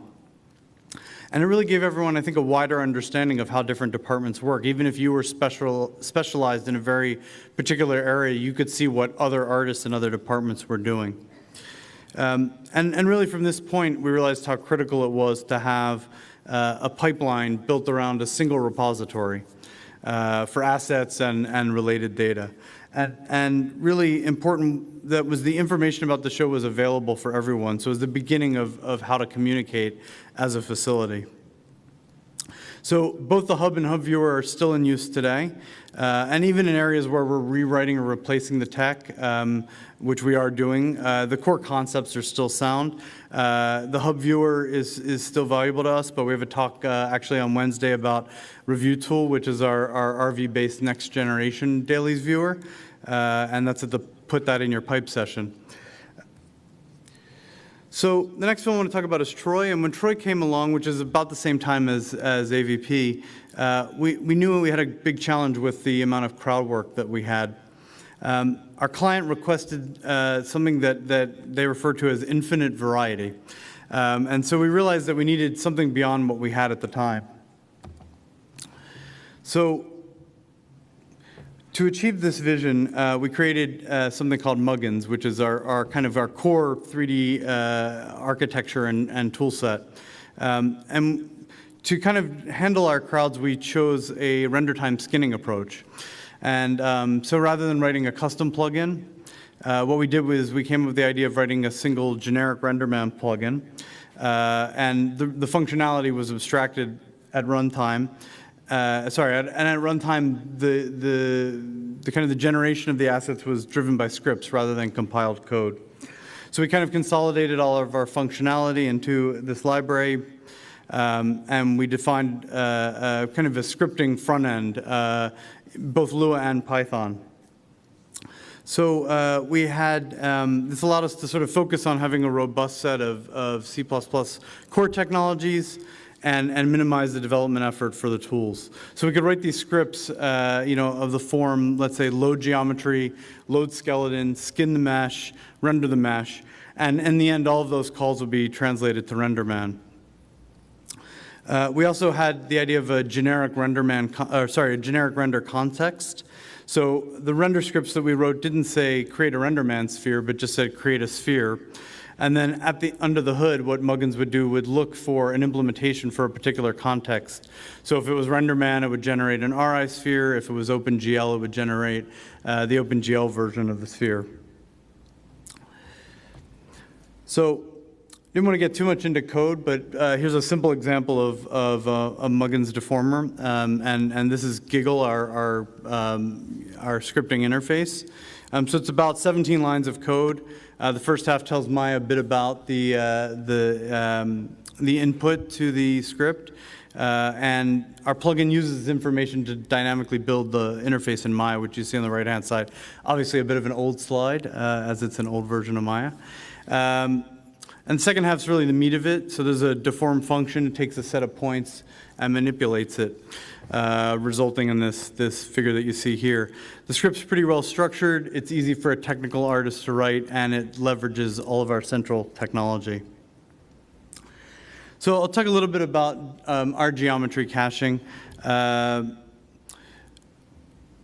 part of our effort with Muggins, we created a custom geometry format. You can see it has the ability, it's time-varying arbitrary bits of data. It's got a customizable structure. It's got on-the-fly loading, built-in compression. I think really, though, it's not about the geometry cache that's the real power for us. I think really for us, it's the ability to customize the format for the needs of the pipeline. So, and that's really without rewriting large parts of the core. So we've made some very specific choices. We currently store a flat hierarchy of geometry.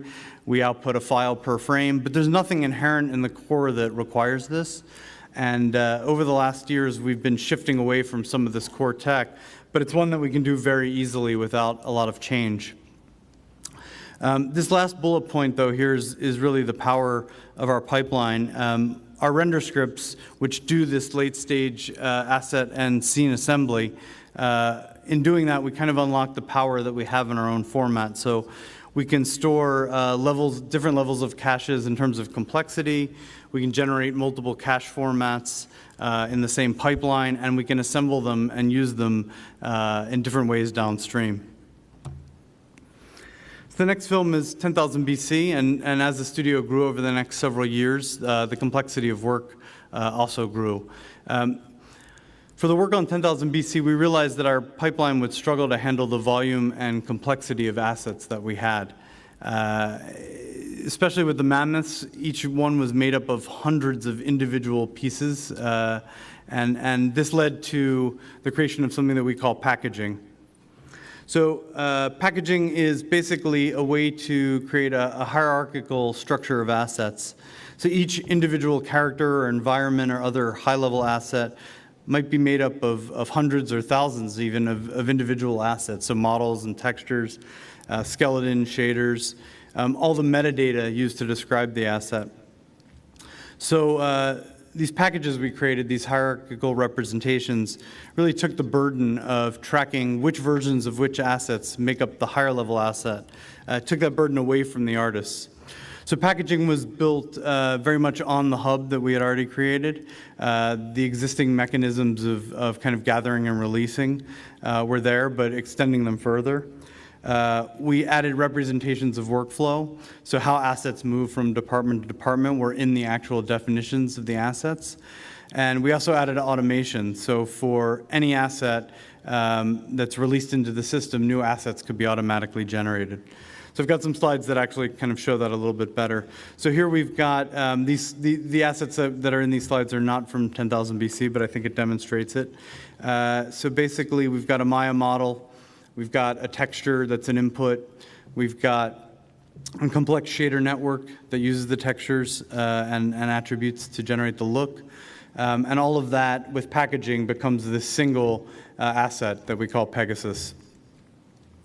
So here's a little bit about how packages are structured. So each package can be made up of a set of components, and each component can be labeled so that the artists, when they're looking at the packages, actually understand what the components mean. That's sometimes more easily said than done. Each component can contain either a single or multiple rows, and within each of those rows, there are multiple fields. And the fields are actually the level where the base 3D assets or references to other packages can exist. So I've got an example here that's a character package.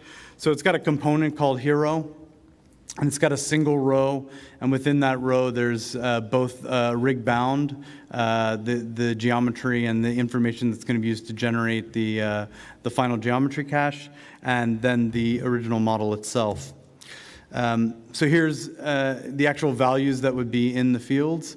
So you've got a rig bound for Pegasus that's version 14. You've got a model that's version 23. And together those make up version 36 of the character package. So when doing this, when we created packaging, we created sort of 3 different ways to control how the data flows through the pipeline. And it's really based on the kind of the parent-child relationship. But any field containing an asset can specify what should happen when a new version of that asset gets released. So here is our character package, and here we just are using kind of the model field. So when there is a new model that's released, one way is one way to control how it flows is through sort of an automatic process. So when version 24 is released into the system, the definition then creates a new version of the character package. And in that way, anytime a version changes within a package, a new top-level package is versions increased. Obviously, there's a manual way where you're just changing the field within a package and nothing else changes. There's also a notion of kind of an approval. And so basically on each field, you've got a tag that says how a particular asset, a particular field, where it can be approved for. And that dictates how the assets will flow through the pipeline. So here again, a new version comes through. It creates a new version of the character package. But what's really important is then this system allowed for push or pull-based updates. I think we've also had the same amount of conversations as Steve described from Imageworks about push or pull, but really the system let us define whatever it is that we needed. So lastly, I just wanted to show something, just a quick example of auto-generation. So obviously you've got a package with 2 fields, and you can define in those fields that when either one of them gets released, they're combined to create a new field. And here's an example where you've got animation curves and you've got a muscle system, and combined they generate an animation cache. So then talk about Prince Caspian. So 10,000 BC pushed the complexity for individual assets, but when we were awarded the work on Caspian, we knew that we needed a new approach for asset management. And at the same time, we were changing our organizational structure to better suit the needs of the business. So it actually worked out really nicely. So we created this thing called streams. And really, streams came about because we had a large number of characters to create on Caspian and a large number of variations. And they were all being used in a huge number of shots. And so in order to complete the work that was being asked in the time that we were allowed, we needed to rely on everybody working in parallel as much as possible. So we kind of needed separation of the departments, but needed them to work in sort of parallel workflows. But because packaging only had a single notion of any package within the system, there was no separation there. And so what we needed really was to give a department a view of an asset for a shot. And a stream was a way to do that by creating multiple versions of a package and then defining, using the definitions for each field for push and pull, how the assets would flow. So one analogy we use a lot is that this is similar to how developers work with branches of code. Basically, an animator is only concerned about the rigged puppet. Lighter only needs to work with the shaders and the textures in the fur.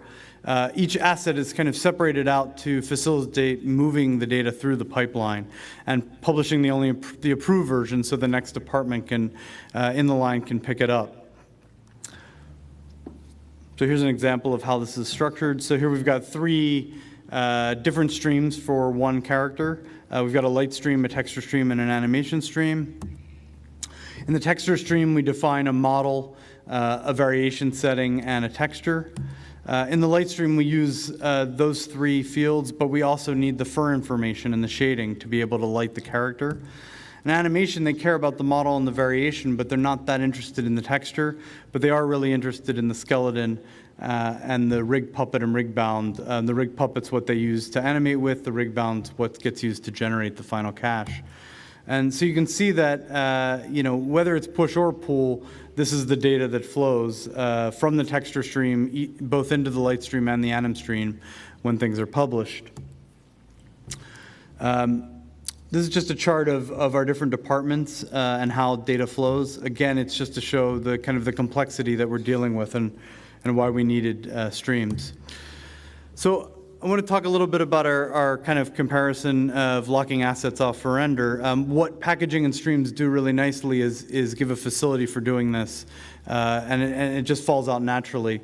So we have a high-level notion for every shot of a shot package, and the shot package in theory contains everything, every asset needed to render that shot, and most of it is through references to other packages and to other data. The shot packages are versioned, and each stream has its own version of that shot package that can be versioned independently. So when you kick off a render or any process where you're working with that package, as long as you know what version of the package you're working with, that render or that simulation or whatever process can happen without any worry that anything is going to change out from underneath, because any change to any of the fields inside of the package will actually generate a new version. What's really nice about this too is that in theory, long after a render's done, you could reproduce that render. In practice, that's not entirely true because we don't do a great job of storing all of the configuration files, all of the software versions, all of the state of the system that went into making the render at the time. But for the most part, we can restore all of the assets that went into a package and reproduce things pretty easily. So the last film I want to talk about is Percy Jackson and the Lightning Thief. This is really our first major multi-site show. We had set up our Vancouver facility, which was our first kind of global, our first remote facility. But the work on Watchmen was done entirely in Vancouver. And so really, Percy Jackson is where we learned how to do work across multiple sites. The team that we had in Vancouver, there were a lot of really experienced artists and TDs and developers, a lot of MPC veterans. A lot of people came from MPC in London to Vancouver to help set it up. But there really wasn't a lot of experience with how to share assets, how to share work, across thousands of miles. There really was no roadmap for kind of how things should work and how the pipeline should work. So we're really kind of starting from scratch there. So in terms of how our multi-site is set up, we've got 6 sites globally. We share data of some kind amongst all of them. The metadata is stored in one place globally, and the metadata for us is metadata about the asset management system, our production tracking data, and really our architecture is read local and write centrally.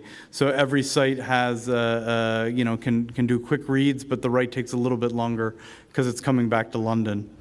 The control of the asset syncs is done in 2 ways. We have a sync tagging system. So basically when assets are released into the system, depending on how the tags are set, assets will be then put on the queue to sync to different sites.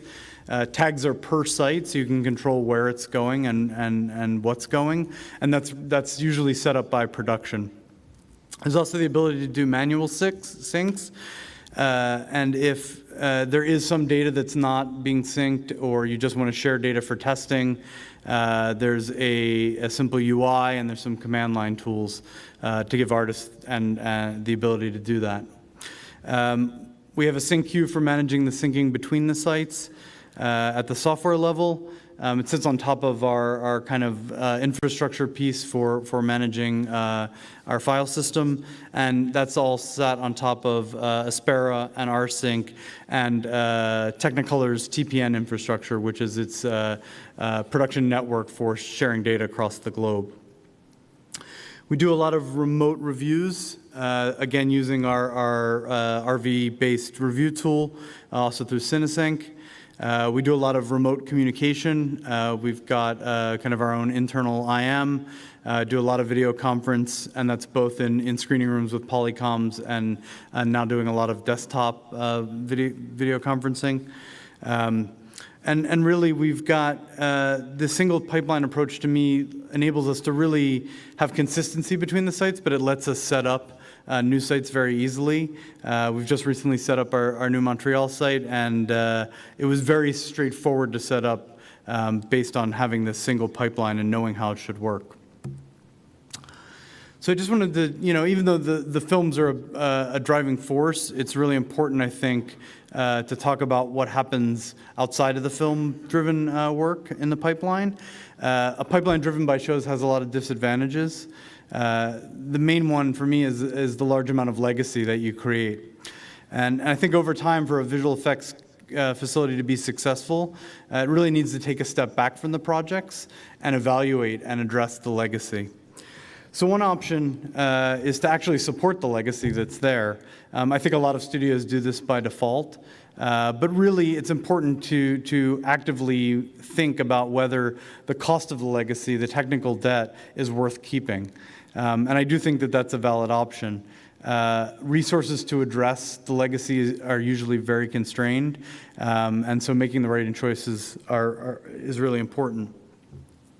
So another option is to try to eliminate the legacy through strategic projects, taking a step back, learning the lessons from all of the work that's gone in the past, and finding a way to rewrite and refactor and reimagine the pipeline in a way that provides longevity. And lastly, I think that looking at the projects gives you the opportunity to execute what I would call buy over build. The third-party platforms and tools that are out there today are amazing. There's great solutions, there's great work out there, and I think if the price is right, the change really can be critical for a studio to be able to replace large bits of what they have. So a little bit about the future. Obviously we can't predict the future projects that we're going to work on and how they'll drive the pipeline. But for me, I think some key areas that are going to be an area for focus for us going forward. The age, experience, location of our staff. We know where our global facilities are now and where they're likely to end up, that we are going to have a younger staff. They are in some ways going to be less experienced, and it's important that we respect that and address it. I think pipelines are going to have to run a lot more in parallel. And more shows running at once. And obviously the better technology is going to drive things. And for me, what this all means is three things. It's redesigning the workflows for the global spread. You're going to have departments based in different places. You're going to have shows that are going to need to push data around the globe in different ways. And the pipeline is going to have to change to support that. This having a younger and less experienced staff, I think it's really going to mean that what people are going to want to do is sort of model your tools and workflows to enable your senior staff to do a lot of the setup work and let your junior staff sort of iterate to get the final results in shots.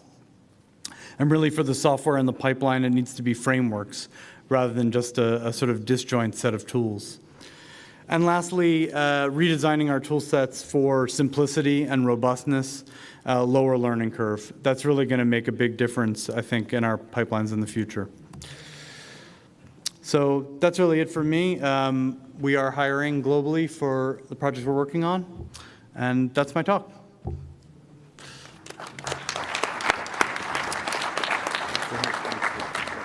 So yeah, if there's any questions.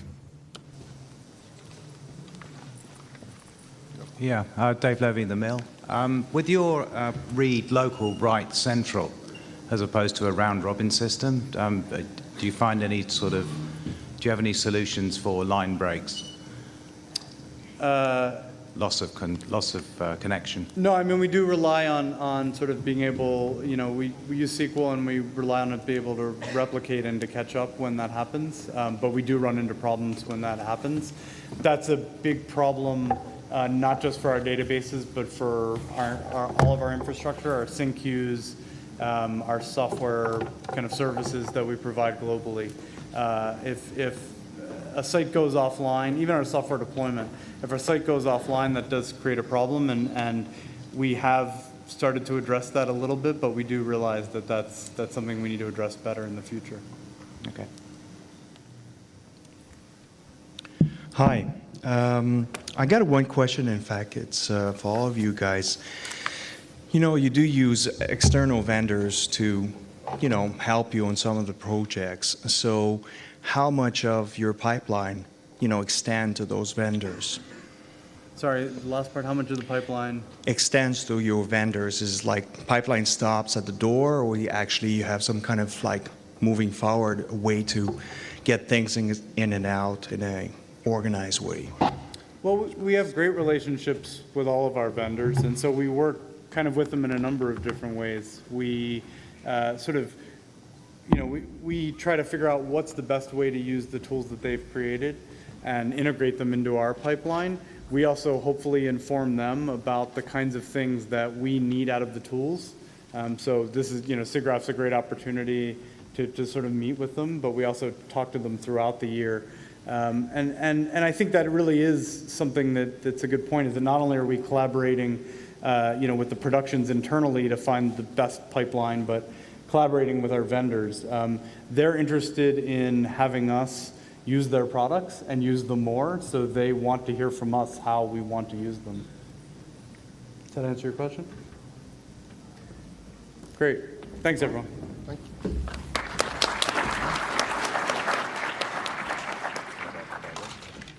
All right, we have one more presenter before we go into a general discussion about the future of pipeline and a Q&A. The only negative thing I can say about her is she has horrible taste in men, because she's my wife. That's the joke. Couldn't resist. I couldn't resist, no. So you guys have heard all about individual pipelines at the different companies. I think it was really interesting if you paid attention to those three different cases, locking off assets for render, geometry caching, and multisite. You'll kind of figure out that you had John on one end and Steve on the other end, and Mike with MPCs kind of right in the middle of actually all of those three. So, so that's that lesson, and now we'll go something completely different. Again, Barbara's going to be talking about the digital production ecosystem, really much broader than digital production pipelines and visual effects or animation going across the entire movie business. So, without further ado, here's Barbara. Hi. Is it on? Good question. Hey. Hi, try that again. So I'm going to talk about script to screen and the millions of dollars, digital files, rendering hours, and miles driven by delivery trucks it takes to get tentpole movies out to the theater, as far as I know. I thought I'd start by talking about some interesting numbers that I found interesting when I discovered about this industry. And those of you familiar with Harper's Index will recognize the format. For some reason, this isn't showing my... What? It's not showing my notes, but whatever. So first, 3. The rank of tentpole movies among the United States' largest exports. 6. Number of major studios currently distributing tentpole movies. 10.7, the amount in billions of the total box office earnings worldwide in 2012. 655, that's the number of films released in 2012. Worldwide, sorry. 1.2 is the total in billions Iron Man 3 grossed worldwide this year. 1,786 is the estimated number of CG artists credited on Iron Man 3. 37, estimated number of VFX studios in 1991. 2031. 2012, that's my number. Estimated number of, in VFX actually, VFX CG studios worldwide today. 8, the average number of hours to render per frame in 2001.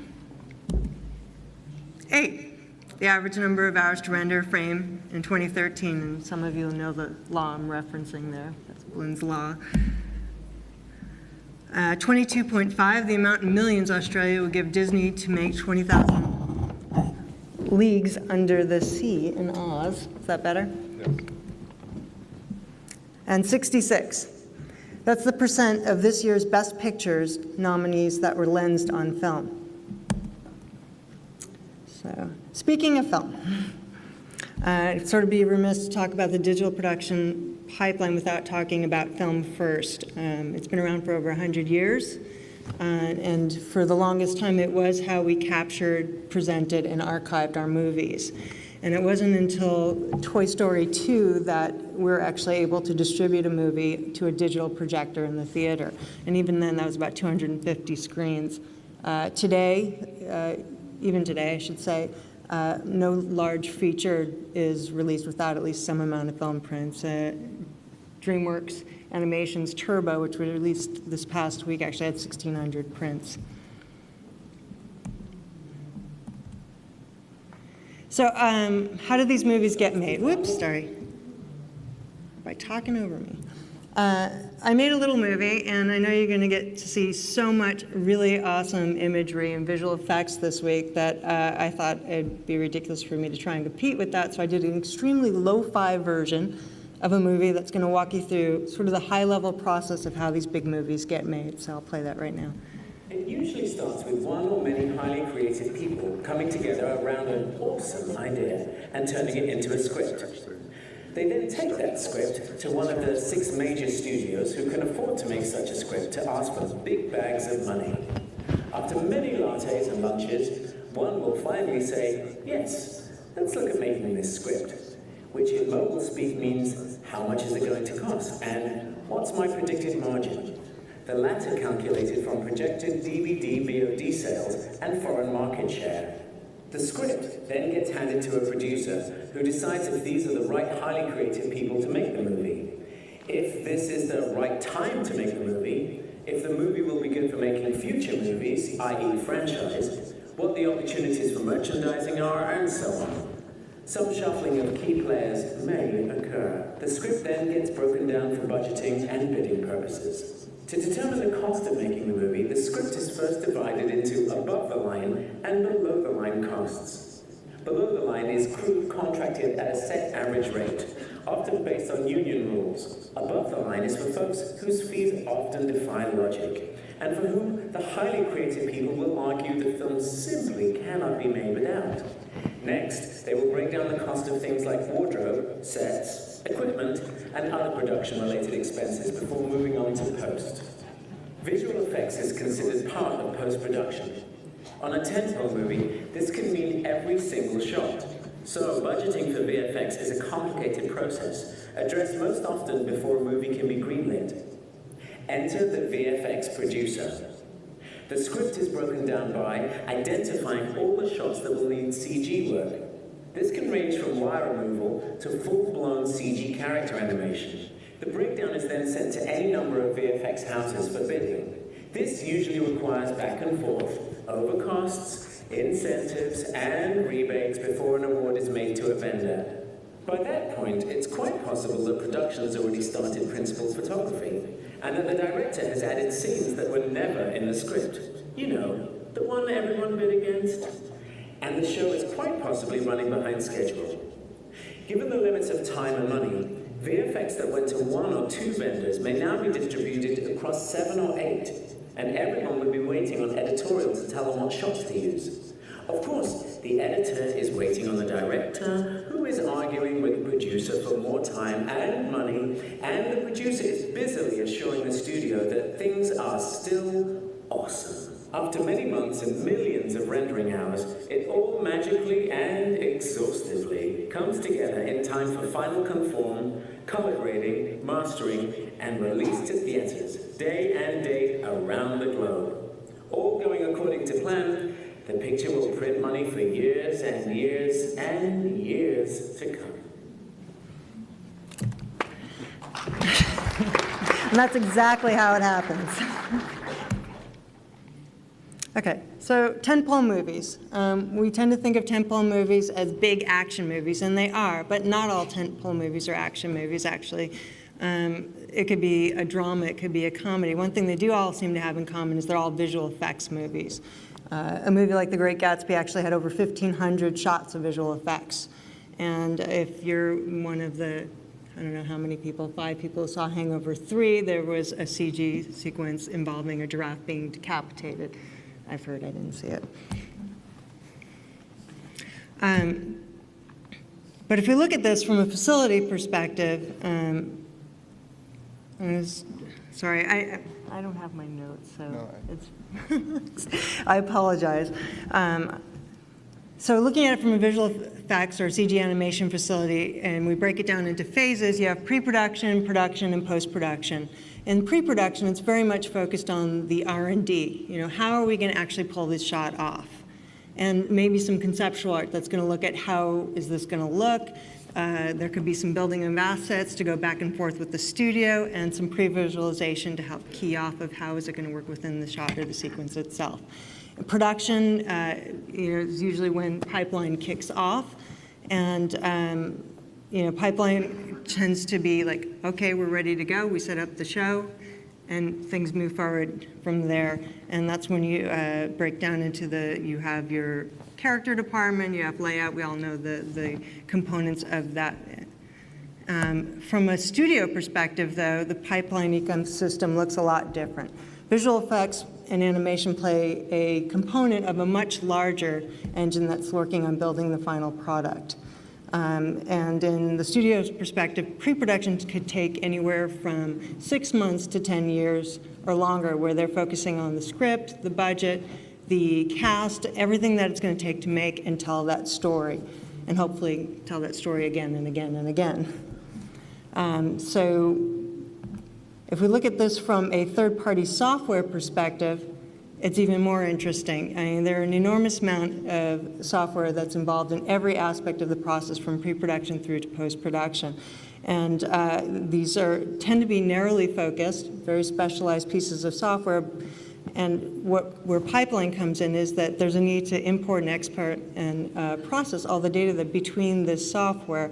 And in many cases, from the beginning of the show till the end, there's lots of interesting and important data that can be useful downstream, and is not always actually translated all the way down the pipe. So going through the phases, pre-production, as we all know, it's a breakdown of the script. It involves the locations and the shots that are going to be used to comprise at that location. It involves the characters and then the actions that they are doing, or the wardrobe and the sets that are going to be created to shoot those locations. Then there's concept art and visual development, and this is where some really cool things start to happen as far as designing the character, designing the worlds that those characters are going to live in. This could be traditionally physically done. It could be done in CG.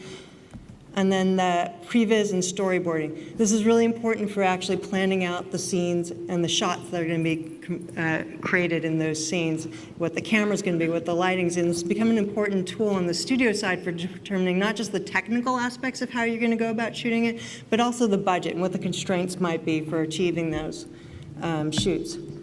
On the production side, I'm going to skip over. There's a whole lot of people on the production. Everyone from the script supervisor to prop master, hair, and makeup. But as far as the data collection that happens on set, principal photography is one of the larger components, which consists of the camera, and that could be a traditional film camera, or it could be a digital camera. For the most part, it's digital, although there are still some people who are shooting on film. And generally speaking, everyone's shooting 4K now. They're shooting RAW, either with the Alexa or the Red or a handful of other cameras. Along with the camera department, there's the grip, electric, editorial, digital dailies, data management, and the video village. There's an enormous amount of people who are dealing with the image capture on set. And for those of you who don't know what a video village is, if there's a shoot going on where they're way up on top of a mountain dangling off the side and there's a guy with a camera, the director's not up there. Director is under a tent maybe 1,000 feet away with the DP taking a look at the shot on a monitor, and that's the video village. Also on the set will be the special effects, which would be any sort of physical effects that happen. Christopher Nolan is actually pretty well known for being more partial to special effects than to visual effects. And then the visual effects team. Now, the visual effects team is major data collector on set. So they're going to be gathering survey data. They're going to be gathering LiDAR scans, HDRs, everything they can think they're going to need for recomposing that scene downstream. And I'll go into the details of the data they're collecting in a moment. So besides principal photography, mocap virtual production is most often considered a part of the production process as well. And so that can include performance capture, which could be, you know, the tennis balls on the spandex outfit, or it could be photogrammetry or optical flow, where you're actually taking the imagery from the shoot and recreating it afterwards. And motion tracking. There's 3D scans that happen if you have a character where the actor is going to play something that's not physically resembling himself, or there's many of him, or there's some reason he's doing something more dangerous than he would actually do in real life. They tend to want to do a high-resolution digital double of that actor.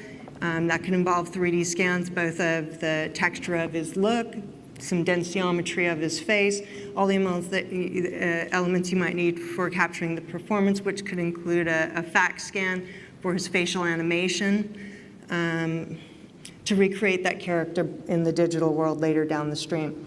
There's virtual camera and virtual camera tracking. This is, I think, most known from Lightstorm and what they were able to do with Avatar, where you are creating a virtual world, and you might build those assets beforehand, and you put your actors in front of a green screen, and you're able to shoot them in that virtual world. Zoic also is doing this for Once Upon a Time, and I think that we're going to see a lot more of that in the future. To support that, there's the virtual art department, and this group is often actually on set building the assets and the worlds that are needed to create that the elements for that green screen shoot. And then we have post-production. And for all you visual effects people, that is a non-uniform green screen, because you never get a completely flat one. I kind of glossed over sound in the production side. Obviously, there's sound units on set. In post, sound becomes more important. It becomes part of the master package, so I wanted to bring it up here. So the sound collected from set would be like a WAV file, which is the audio they captured of the dialogue. And they might get an OMF or an AAF that's going to have your visual reference for what that audio came from, and an EDL, which is the cut list out of editorial for what your in and out points are. The sound department's responsible for the editing, the mix, the ADR, and the ADR is that, you know, if the sound quality of dialogue was not good while you were doing the principal photography, people will take the actors into the studio to re-record it after. It's an overdub. Foley, and then ultimately the score as well. And then there's a titles department that's running simultaneously, which is getting the plates from the set, getting any sort of sub-languages for different regions, and they're going to be working on the credits, the motion graphics, any effects that might go along with that for doing the title sequences for the film. Alongside all of these are VFXs. And VFX is going to get all that data I talked about going on during the production process, any of the survey data, any of the mocap, performance capture, all that, and processing that along with the plates, the cut list, the movie reference files to work downstream. So they have an enormous amount of, a lot of Digital Domain, for example, had an entire department called integration that really just dealt with processing that data coming in from the set and getting it ready for the production process. Thank you. Okay, so the ins and outs of VFX.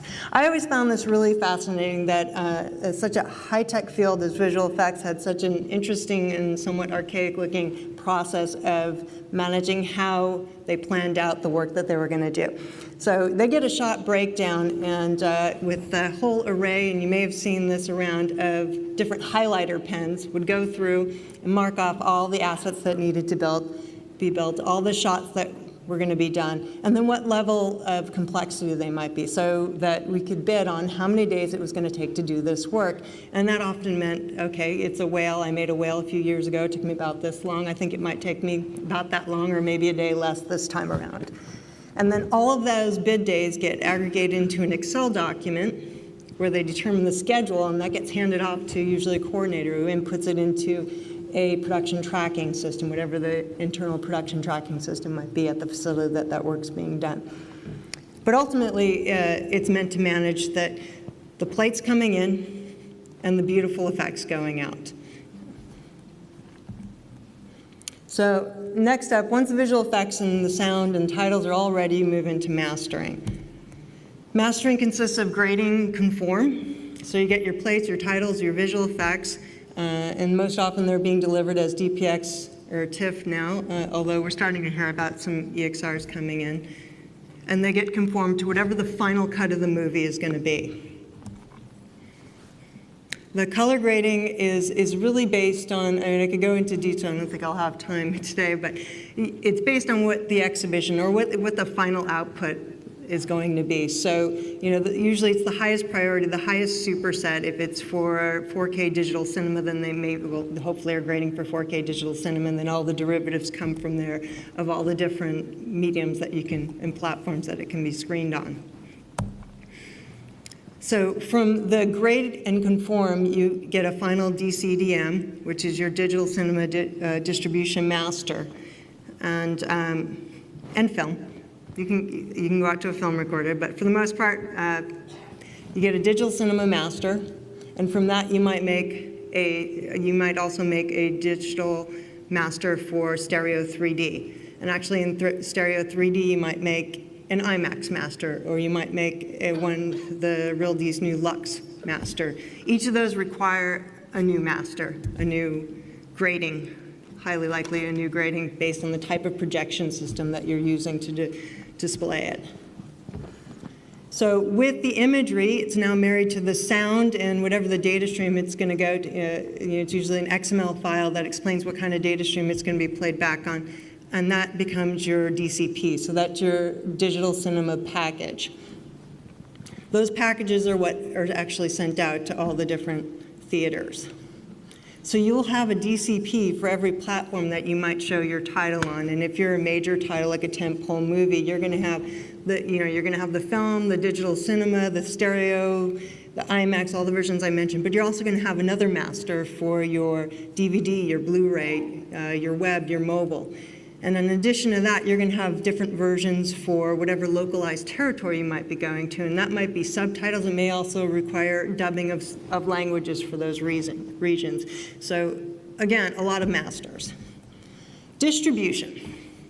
So distribution worldwide, it's about 75%, 25% digital theater to film at this point. Latin America is actually about 50-50. It's about half of their screens are digital. The rest of the world is close to 75-25. Typical tentpole movie goes out with about 2,500, 3,500 domestic screens in the US, and then about another 15 to 17,000 if you consider worldwide. What's becoming more and more common is what's known as day and date, where it goes out to all of these screens at once. Theater systems, there's a whole variety. I mean, they vary wildly from theater to theater, and it's really, there's no rhyme or reason, you know, theater owner to theater owner or region to region. There's different projectors, playback, and stereo systems, and so managing all these different masters and who's supposed to get what is actually a lot of work. The delivery systems, this may surprise you to know that the fastest way to get a movie to the theater is still a Pelican case in a truck, because even though we have satellite, the bandwidth to the actual theaters themselves is not really supportive of mass distribution. If you think about day and date and that much data going out, it's not as feasible as having somebody load a case on a truck. So one of the biggest challenges, certainly on the post-production side, is digital asset management. There's a lot of platforms to go to, and historically you had dealt with, if you think back to film, it was one product. So when you needed to make another print, you just went back to the negative and printed another one. But when we tend to reuse data now, we use it in different ways. We don't use it the original way that it was released. So we want a lot more of those upstream files. To the theater, you wanted the final print, but maybe for the web, you just want the model, or you just want the background for it. And so we need to be tracking more of the elements it took to make the final image, and not just the final image itself. That has led to a proliferation of, for our industry, enormous data. And figuring out ways to be useful with that data and to have meaningful file formats for reusing that data downstream. It used to be that film we'd call life cycle 3 years, about 3 years, from the time it gets released to the theater to the time that it gets broadcast on a syndicate television. There's no real notion of what the life cycle of today's media is. It can live on forever for all we know. And so how we store it and how we migrate, unlike film, which lasts 100 years, data you put on your tape drives and backup, you probably have to migrate it in 7 or 8 years. So we have a storage, migration, and vendor compatibility issue. On top of that, there are a number of things on the horizon that actually impact those masters and whether they're still viable down the road. I talked about 4K. We're pretty much soaking, even though a number of the pipelines aren't quite supporting it end-to-end yet, where our capture and our distribution, our archive is generally 4K. Add to that high frame rate, and this doesn't necessarily just mean 48 frames per second. It could be that we, down the road, support varying frame rate. And so how do we create data that's viable for that? Also on the horizon is high dynamic range. There's at least one or two vendors out there who are working on ways to actually end-to-end be able to support high dynamic range, including actually showing it in theatrical. So creating data that supports that and supports that dynamically from non-HDR to HDR is going to be another challenge. Add to that auto stereo, holographic, immersive audio, and cinema laser projectors. There's a lot of different formats that we're going to have to consider when we consider what our master is. So there are a number of committees working on this. I'm going to just talk about a few of the leaders there. ACES, which is part of the Academy, is working on a way of coming up with the master that is the superset master of what these other masters can be derived from. The problem with that is we don't always know what the derivatives are going to be. And it's also not an archive format. Then there's the Interoperable Mastering Format Committee, the IMF folks, and they are working on creating this idea of a master that can be dynamically created. So you have a superset master, and then from that master, dynamically you create these new formats as needed, which is a great idea, but again, it's not an archive format. And then lastly, there's the Advanced Technology Subcommittee has been, and they've written 2 books on this, are looking for ways in which movies can come up with long-term storage and access to this digital data to make it useful downstream. So what to do? And this is really for you guys, and this is worth repeating. It's said a lot, but it's really worth repeating. Standards, formats, naming conventions, and metadata. The more consistent we can be about this stuff, the easier it is going to be down the road to manage this and to have this data be useful in the long run. Thanks.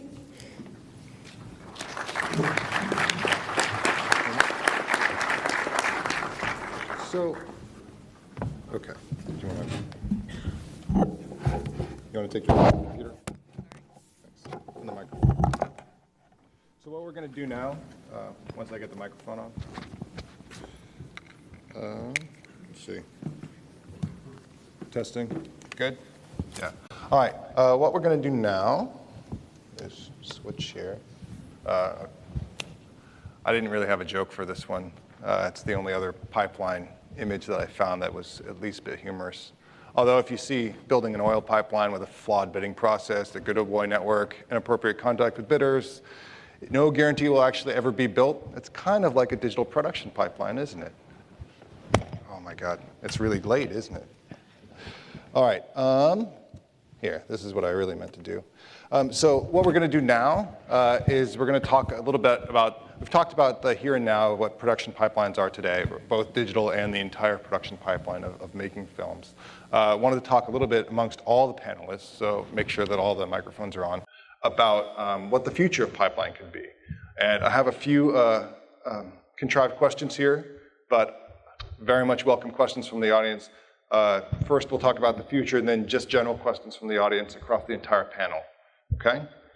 You guys still with me? Excited? Have you already filled out your survey forms saying how awesome this course is? I have.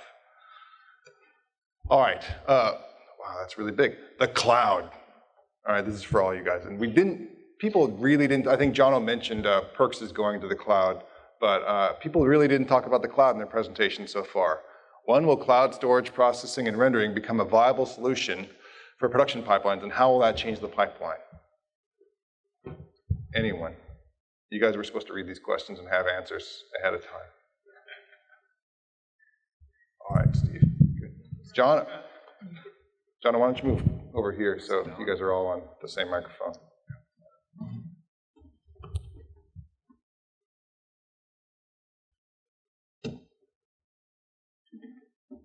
Well, when is harder than will.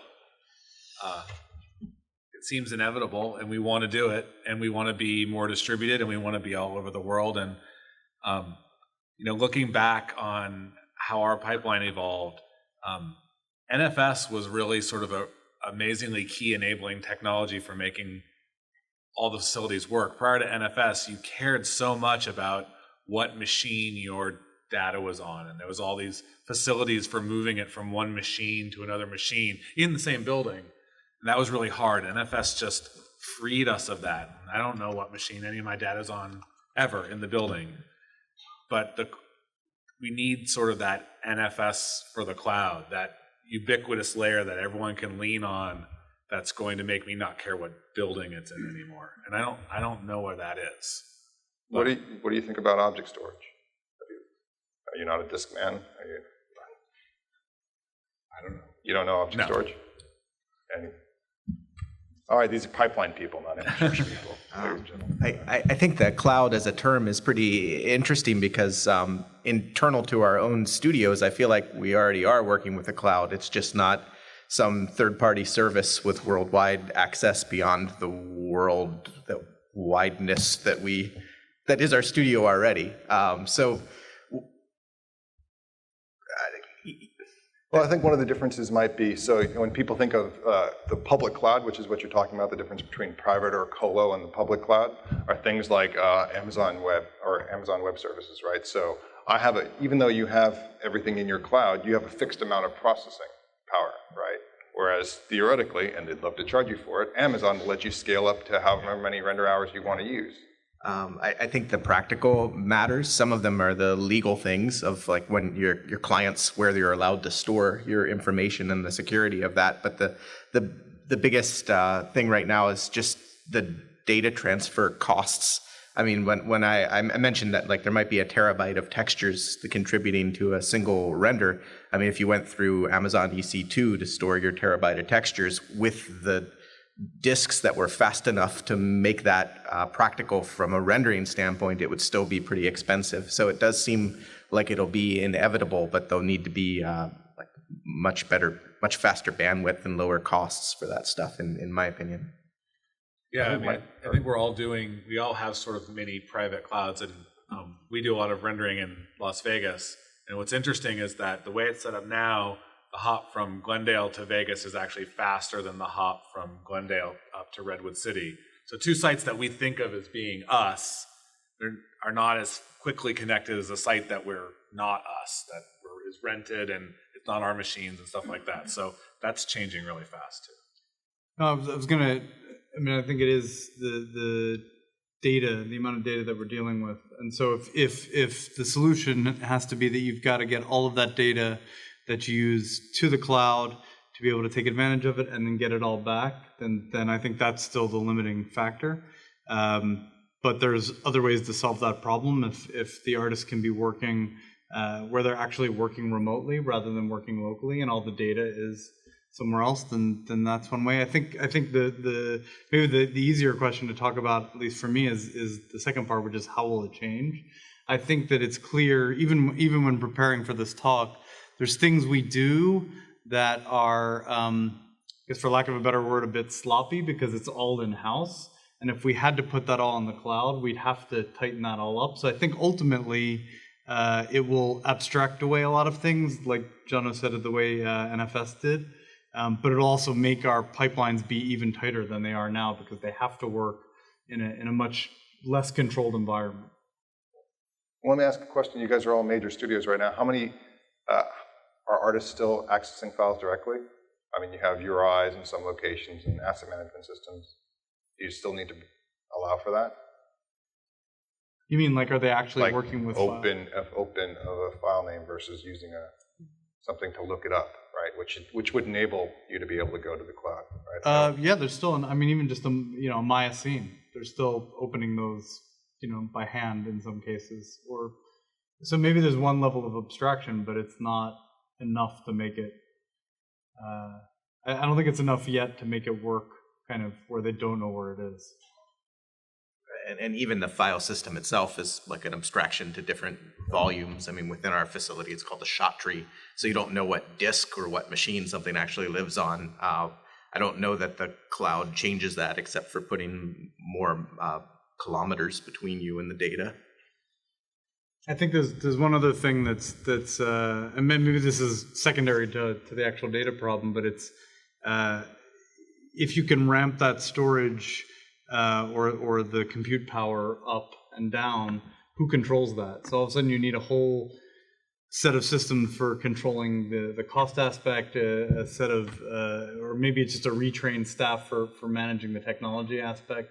There's a lot there that just, hasn't really been thought through. And again, I think it's still going to be a show that drives it, or some project that drives it to happen, rather than an actual, sort of a planned thing that happens. Real-time graphics. You guys all talked about pipeline. We didn't really talk about graphics, except for changing out render context. I think you mentioned that a little bit in Muggins, right, Mike? How will real-time rendering actually impact the pipeline? Like, I'm assuming it actually is here and now, the full way that you all think of it. Why can't we use a game engine to render out these films? Why can't we? I mean, the easiest cop-out is just to say that, like, well, yeah, the real-time rendering has gotten a lot better, but the offline rendering has gotten a whole lot better as well. So there's still a huge chasm between what you can render in real time and on a GPU and what you get out of your, like, 20-hour render. It's fully ray-traced everything. Yeah, I think rendering arms race is still going. If we just pause that for 5 or 10 years, then we could all just do real time. But no one's willing to pause it, so. But I mean, I think the thing, I mean, I think it's probably already affected our pipelines already, in that the quality that we can do in real time makes us kind of save on the offline rendering. So we can get closer and closer to approximating something, and still the thing we're approximating is getting farther away, but it's at a quality level where we really can make some good decisions ahead of time and give people the power to sort of, not make as many mistakes or not use as many rendering hours, in theory.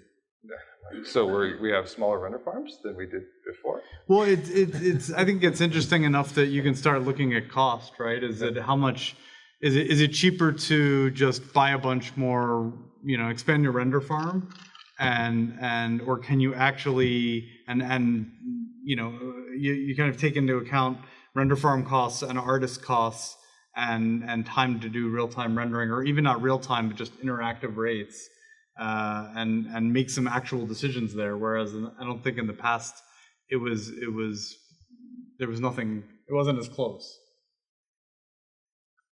Yeah, I think that's all that the render farms don't strike, because all that is offset by the cost of, then everyone who's approving work wants to see more. So I was looking at a render, it was just an animation render just for approving animation, and I couldn't believe how much stuff was in it. It wasn't that long ago that those were very simple renders and the directors were okay approving off of that because that's all they could have. And now it's got as much stuff in it as some of the lighting renders did 10 years ago. So we keep using the farm. I mean, it does seem inevitable that somebody's going to make a movie and render it in real time, but let's just hope it's not a big success. Speaking of which, transmedia, which is another one of those overloaded terms, but it really kind of speaks to what Barbara was talking about you have this master, but now you're going out to so many different formats, or a webisode, or advertising material where they want an image from the film. In what way do you see the lines between feature film production, games, and all that online media blurring in the future? Like, I'll lead the witness a little bit. When we were talking about this, we actually did prepare this course together. When we were talking about this ahead of time, Barbara had that thing about all these different masters, and you guys barely knew about any of that stuff, right? You guys don't have to deal with it today that much. Maybe you're like, oh wait, I have to remember to pull off the stereo windows when I render this out for somebody, but really not that much. Do you see that? Do you feel that difference yet? Do you feel like it's going to be impacting you or changing things in the future? I think it is a pipeline course, right? I think that what you have is a lot of similarities in the production of assets. So those pipelines are very similar. So if you have companies that are doing, film and games or kind of able to somehow take film assets and translate them to online media, you maybe have some gains there. But I don't think there are a lot of companies that are actually right now capitalizing on all of that. So I think there's a lot that could be done there. There's no reason why our asset pipeline or even the asset management aspect of it couldn't work for games in some way. But it's not about, I don't think it's a convergence thing. I think one of the challenges is that so much of the data is so difficult to transcribe out to another system. So geometry is probably the easiest thing, especially Alembic makes that easier. And so we find that we can give models out to other studios doing derivative content, but it's hard to get much past that. Even things like texture maps are hard to give out, not because for file format issues, but because they're twisted and tied up with the shaders that we're using offline, and then they're not going to do it that way. And it becomes, I've been surprised how much they're often just like, no, they just redo it. It's just easier to redo it based off art than to actually try to transcode all this stuff over.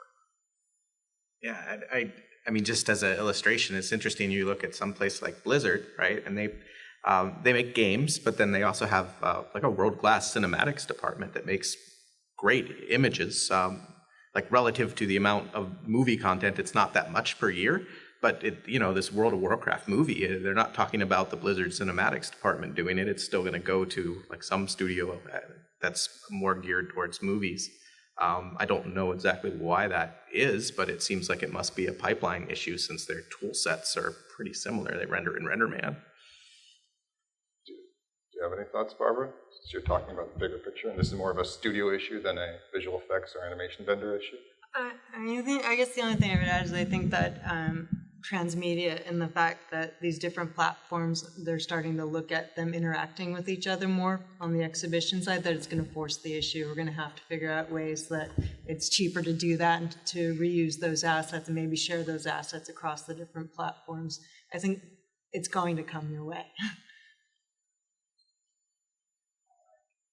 The more we get open standards for a wider variety of stuff, the easier that's going to be. Because that's really the only way to get there. As long as it's all tied up in non-open formats, it's going to be too hard, I think. I think the one thing too is kind of flip it on its head a little bit is using the game engines and the game systems to create films, and that's where I think you'll start to see, maybe not in competition with the kind of films that we work on at the high end of visual effects, but there's no reason why you can't use game engines to make feature films.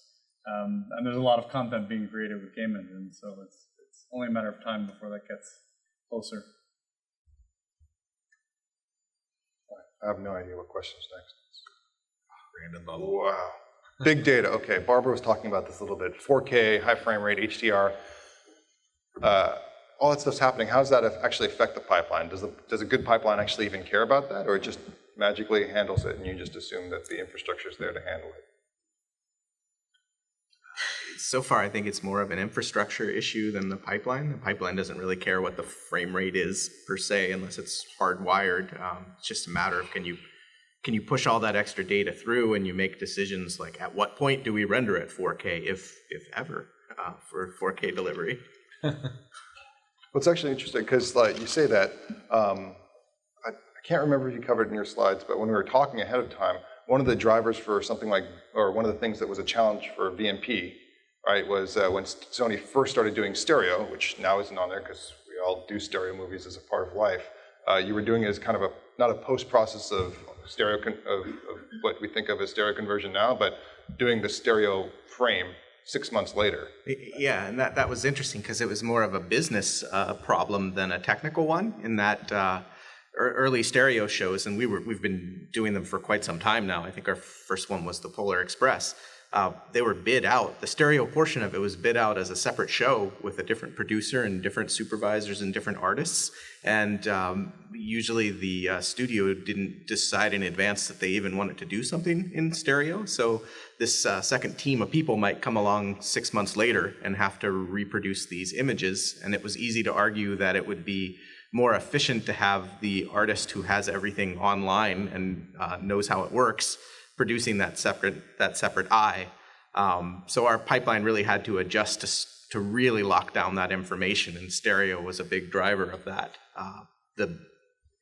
We kind of don't do it that way anymore because it's obvious that it's better to make the second eye while all the data is still online. So then, given that, are you already planning for with the data that you have online to do an eventual 4K version of the film, or high frame rate, or you're storing out HDR files? We've done some selective 4K, and it doesn't, unlike the stereo case where it was offset in time, it's just bigger. So it's just a matter of like how much more does this cost to make and who is going to pay for it. It doesn't affect the pipeline as much as it does like clogging up the infrastructure. I think like with stereo, I think the harder issues were the artistic issues about how you're going to use it and how it's going to affect things visually. I think the 4K is easy because we've been working at different resolutions since forever, so that's a dimension we're used to. I think high frame rate and actually taking HDR all the way to the theater, we have a lot of creative issues to answer about how HDR we want that HDR to be, and what sorts of tone curves we would want and not want in that. That's an experimentation, and I think that's the big unknown. And same for high frame rate. What sorts of processing do we want to do to it or not do to it? And that's practice. We have to try it and look at it. As far as the pipeline aspects, anytime we have dials for all of those things in the pipeline, and always have. Some of them have been set one place for a very long time. They probably calcified a little bit. We have to wiggle them loose again, but I think it's more of the visual challenge. I think a good pipeline won't care, but there hasn't, for me, my experience has been there hasn't been a single thing like this where there hasn't been something that we, like John said, like that it's either calcified or we have hard-coded or some little bit of it where it's broken. So ultimately it just makes the pipeline better because it exposes these things where we just make this assumption that we would always be at 24 frames a second, because why would that ever change, ever?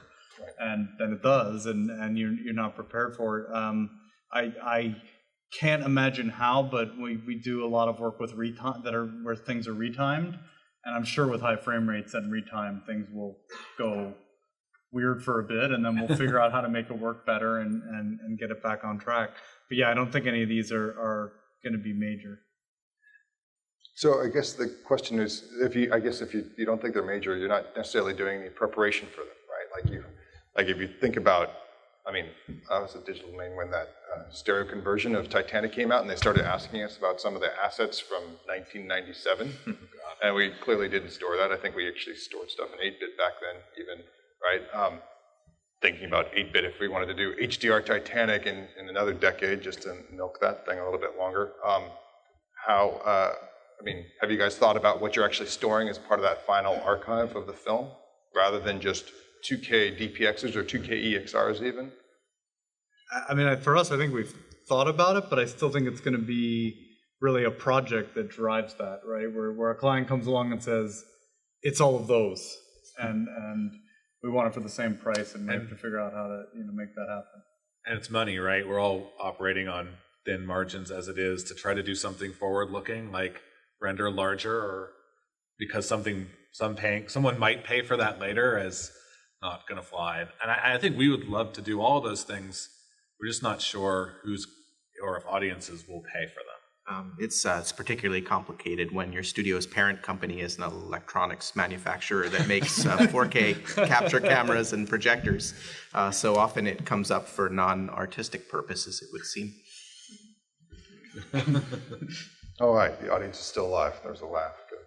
All right, and the last pre-prepared, I think, yeah, the last pre-prepared question I had was about disruption. I talked about, surprised there wasn't more reaction to the idea that pipelines are just evolutionary. You know, if you spend time around a bunch of internet entrepreneurs, they talk about the difference between evolving or innovation, which is really, a lot of times innovation is just making things more efficient, and then disruption is when you have several innovations come together and really change the industry as a whole. Like, oh my God, I didn't know I couldn't live without working this way or live without this thing until you made this thing, right? Do you ever see anything like that happening in pipeline? I articulated that I thought nothing like that had happened yet. I could be full of crap. I mean, I guess I wonder, I think that the one thing is that we are moving towards more and more kind of open source standards. And I think for some of the major facilities, the pipeline is actually something that it may not be their IP, but it may be something that is gives them added benefit and makes them more competitive or gives them an edge. But if more and more of that is open sourced and anybody really can run a visual effects pipeline with stuff they don't have to pay for, then it makes it even easier for, kids in their bedroom to make feature films. And that's something that maybe will change the course. I don't see that being, like, unless someone actually open sources their entire pipeline and it's that easy to use and understand, I wouldn't see it being disruptive. I think it is going to be, over time, these pieces, kind of make it out into the wild. I mean, the barriers to entry are much lower. And if you look at it from like a wider cultural perspective, I mean, the consumer level tools just look at the crap that's all over YouTube. I mean, it's sort of this amazing thing that people can distribute content, and the tools for making content are getting better, but the content isn't necessarily. Yeah, I think there's some notion of a disruption when the tools and the pipeline are such that individuals can touch a much, much larger portion of the film like that we make, where a really talented lighting lead can light a large percentage of the film and not get setups made and then hand off to a whole lot of other people to each light a small number of shots. So when they can really start individually touching a large percentage of the film, or an animator can start animating a large percentage of the film, that would really disrupt our whole model of how we're staffed and how we work. The question is, can you do that and keep the quality up? And someone was commenting about how many months of effort each second of an animated film has packed into it, and maybe that there's some power in that much creative energy being packed into every frame of film that is part of why they work so well. And that maybe if you take that away, if the tools would allow you to do that, something would get lost. So that's, I don't know, maybe. I was going to say, maybe also the other way that this all happens is that, and this happens in so many industries with so many technologies where, we all work for very mature and established companies with pipelines, and we believe that what we have is necessary to do the kind of work that we do. And all it's going to take is for someone to come along who doesn't have the years of experience and the huge staff and does this on their own and gets even close to the quality to be disruptive, to actually show that it doesn't take, a pipeline, the complexity and scale that we have to do this, to sort of change the nature of the industry. I don't think we're that close to that, but. All right, I'm going to open it up to questions from the audience now. Maybe this gentleman's going to, yes, all right. At least one question from the audience. Hi, just a quick question on, well, actually I have two questions. The first one is, what are the areas of your pipeline that you believe are best enabled for outsourcing? So do you ever look at all of the work you do across the pipeline and think, well, this is probably better suited for us to bring in somebody with lower cost or external infrastructure or maybe a team of developers that specializes in a certain area. Do you mean for actually doing the pipeline development? Like actually creating the pipeline? Well, yeah, I mean, it could be tools development or maybe... Yeah, I mean, I think for me, it's not, I think outsourcing would probably be the wrong word, but I think the thing we look at a lot more that we probably couldn't have looked at 20 years ago or even 10 years ago is outsourcing in the sense of there's technology out there that does what we already do, maybe does it better, definitely does it cheaper, because it's free and it's a community and someone else or a whole bunch of someone else's are supporting it. So to try and focus on what we do that no one else does or what we do that isn't out there and kind of replace the other bits, even if that means buying it.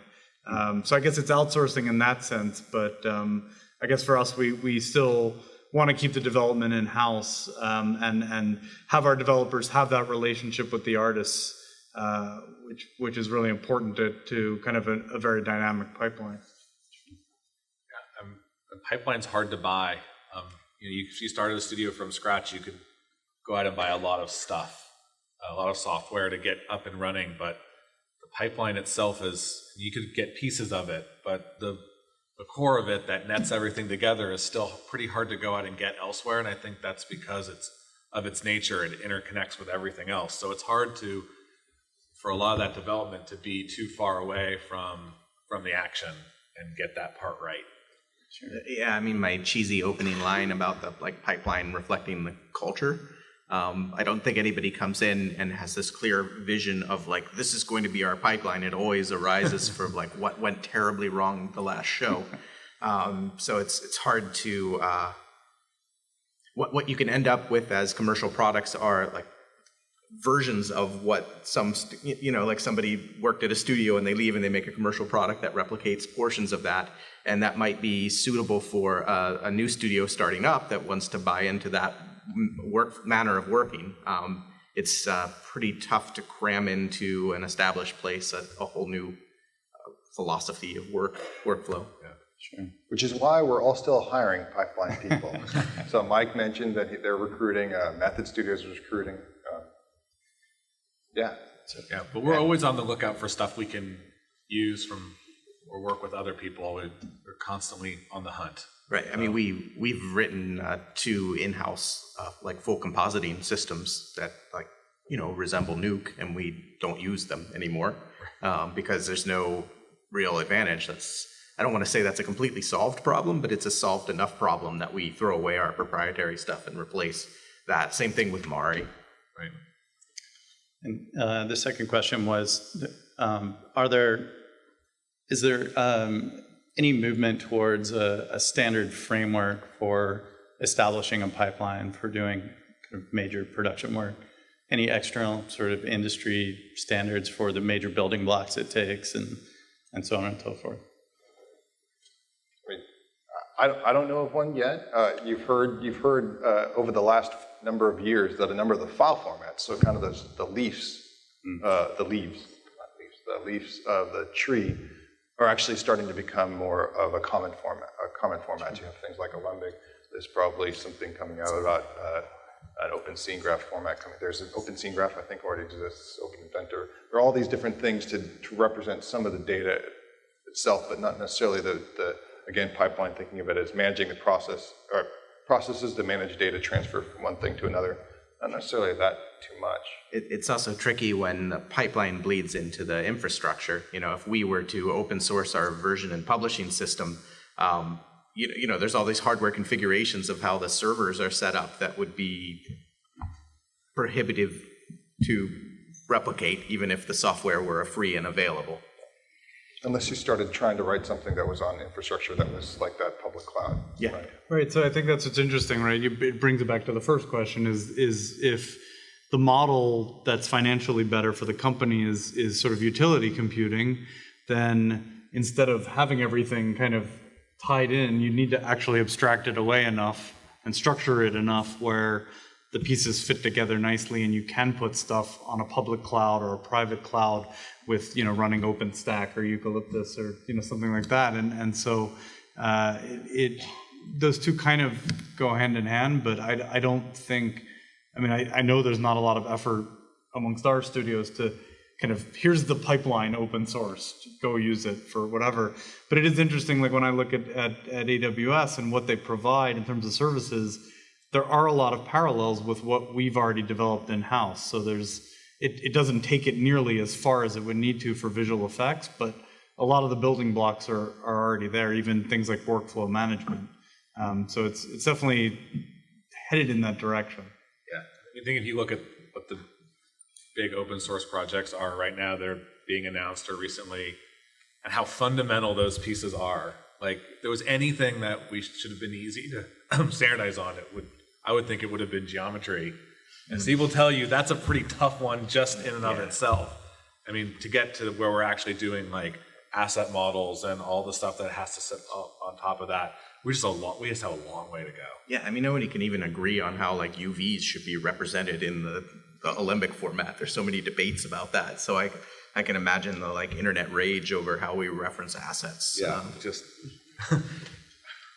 we're still. I think open source, all this stuff for pipeline, we're just still laying concrete. Great, excellent course. Thanks, guys. Any other questions? Urko, do you have a question? Yeah, you can probably guess this one. Are about there any render queues, new isn't it? demands on the render queue? So this In particular, Greg Arcolano, he writes Rush just to, Yeah, this is a loaded question. Specifically, like with scheduling, metadata, remote site rendering, GPU advances, that kind of thing. I'm just sort of interested in, impacts on your render queues, what direction it's being pulled, if any, or is it just fine the way it is and all the pipeline structure sort of fits it no matter what you do? The biggest change to our render queue system over the years has just been the bigger scale. You go from like 300 procs to, I don't think I'm allowed to say how many we have, but more than 300. And less than 3 million though, right? Somewhere in that range. Yes, that's correct. So it's mostly the scale and the better like inner job dependency vocabulary. But there hasn't been a lot of change in that for us recently. Yeah, I don't, it's not a huge area of focus because I think it's a problem that's maybe not easily solved, but definitely solvable by throwing more procs at whatever the problem is. The problem isn't in the managing of the farm. Oh, I completely disagree, but that's because I've spent a lot of focus on render queues over the last years. I think it's still, we've gotten it, it's a lot easier the systems are a lot easier to use and people put stuff on the farm much more easily and readily than they did in the past, but I think it's still pretty opaque. I know we don't always have a good handle on what's going on in that room and how efficiently are we really using it and how could we do that better? How can we use that resource more wisely? I think that's still a pretty tough job. And maybe it's because part of my job is balancing budgets of how much we're spending. Like, yeah, you could throw money at the problem and just use more render procs, but if you could get more efficient with the processors that you have, all of a sudden you can, that can be a significant multiplier. But is that queue management, or is that's just knowing better management of the jobs It's going on your there? purchase scheduling, right? If you're scheduling rather inefficiently, right? Yes, you could throw more rent through. Like, let's say you had 1,000 cores, right? But you're able to squeeze out 10% more because you're more effective at queuing, right? That's right. That's 100 machines at $5,500 each, right? That's a lot, right? Yeah. Right. It's like monitoring certain jobs to see like, oh, this job needs more memory and is therefore going to consume more cores. So, our last major iteration of our queuing software took that stuff into account. So it'll basically look at the last frame rendered and then decide like, hey, this is an exceptional case. We need to book it differently.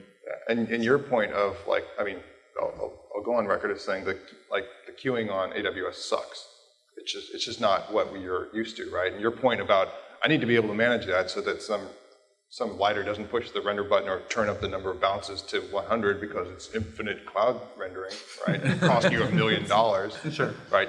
That kind of thing definitely has to be put into play. And it's still So it's funny, I mean, of course about the pipeline, but maybe this would have been one of the questions, but I think one of the areas where I know we could do a lot more work, and I'm guessing a lot of studios would say the same, is that just information in general about the different stages of the pipeline. Right. Like just having the actual data to analyze even about how many releases, happen and when they happen, or how we sync data, across the globe, and again, how jobs end up, the size and type of jobs, and really doing proper big data analysis on that to find those kind of, even if it's single-digit % improvements. Yeah. We don't spend a lot of time on that. Right. Since we've all started in this industry of visual effects, this thing called the internet came around. I don't know if you guys have heard of it. It's actually pretty cool.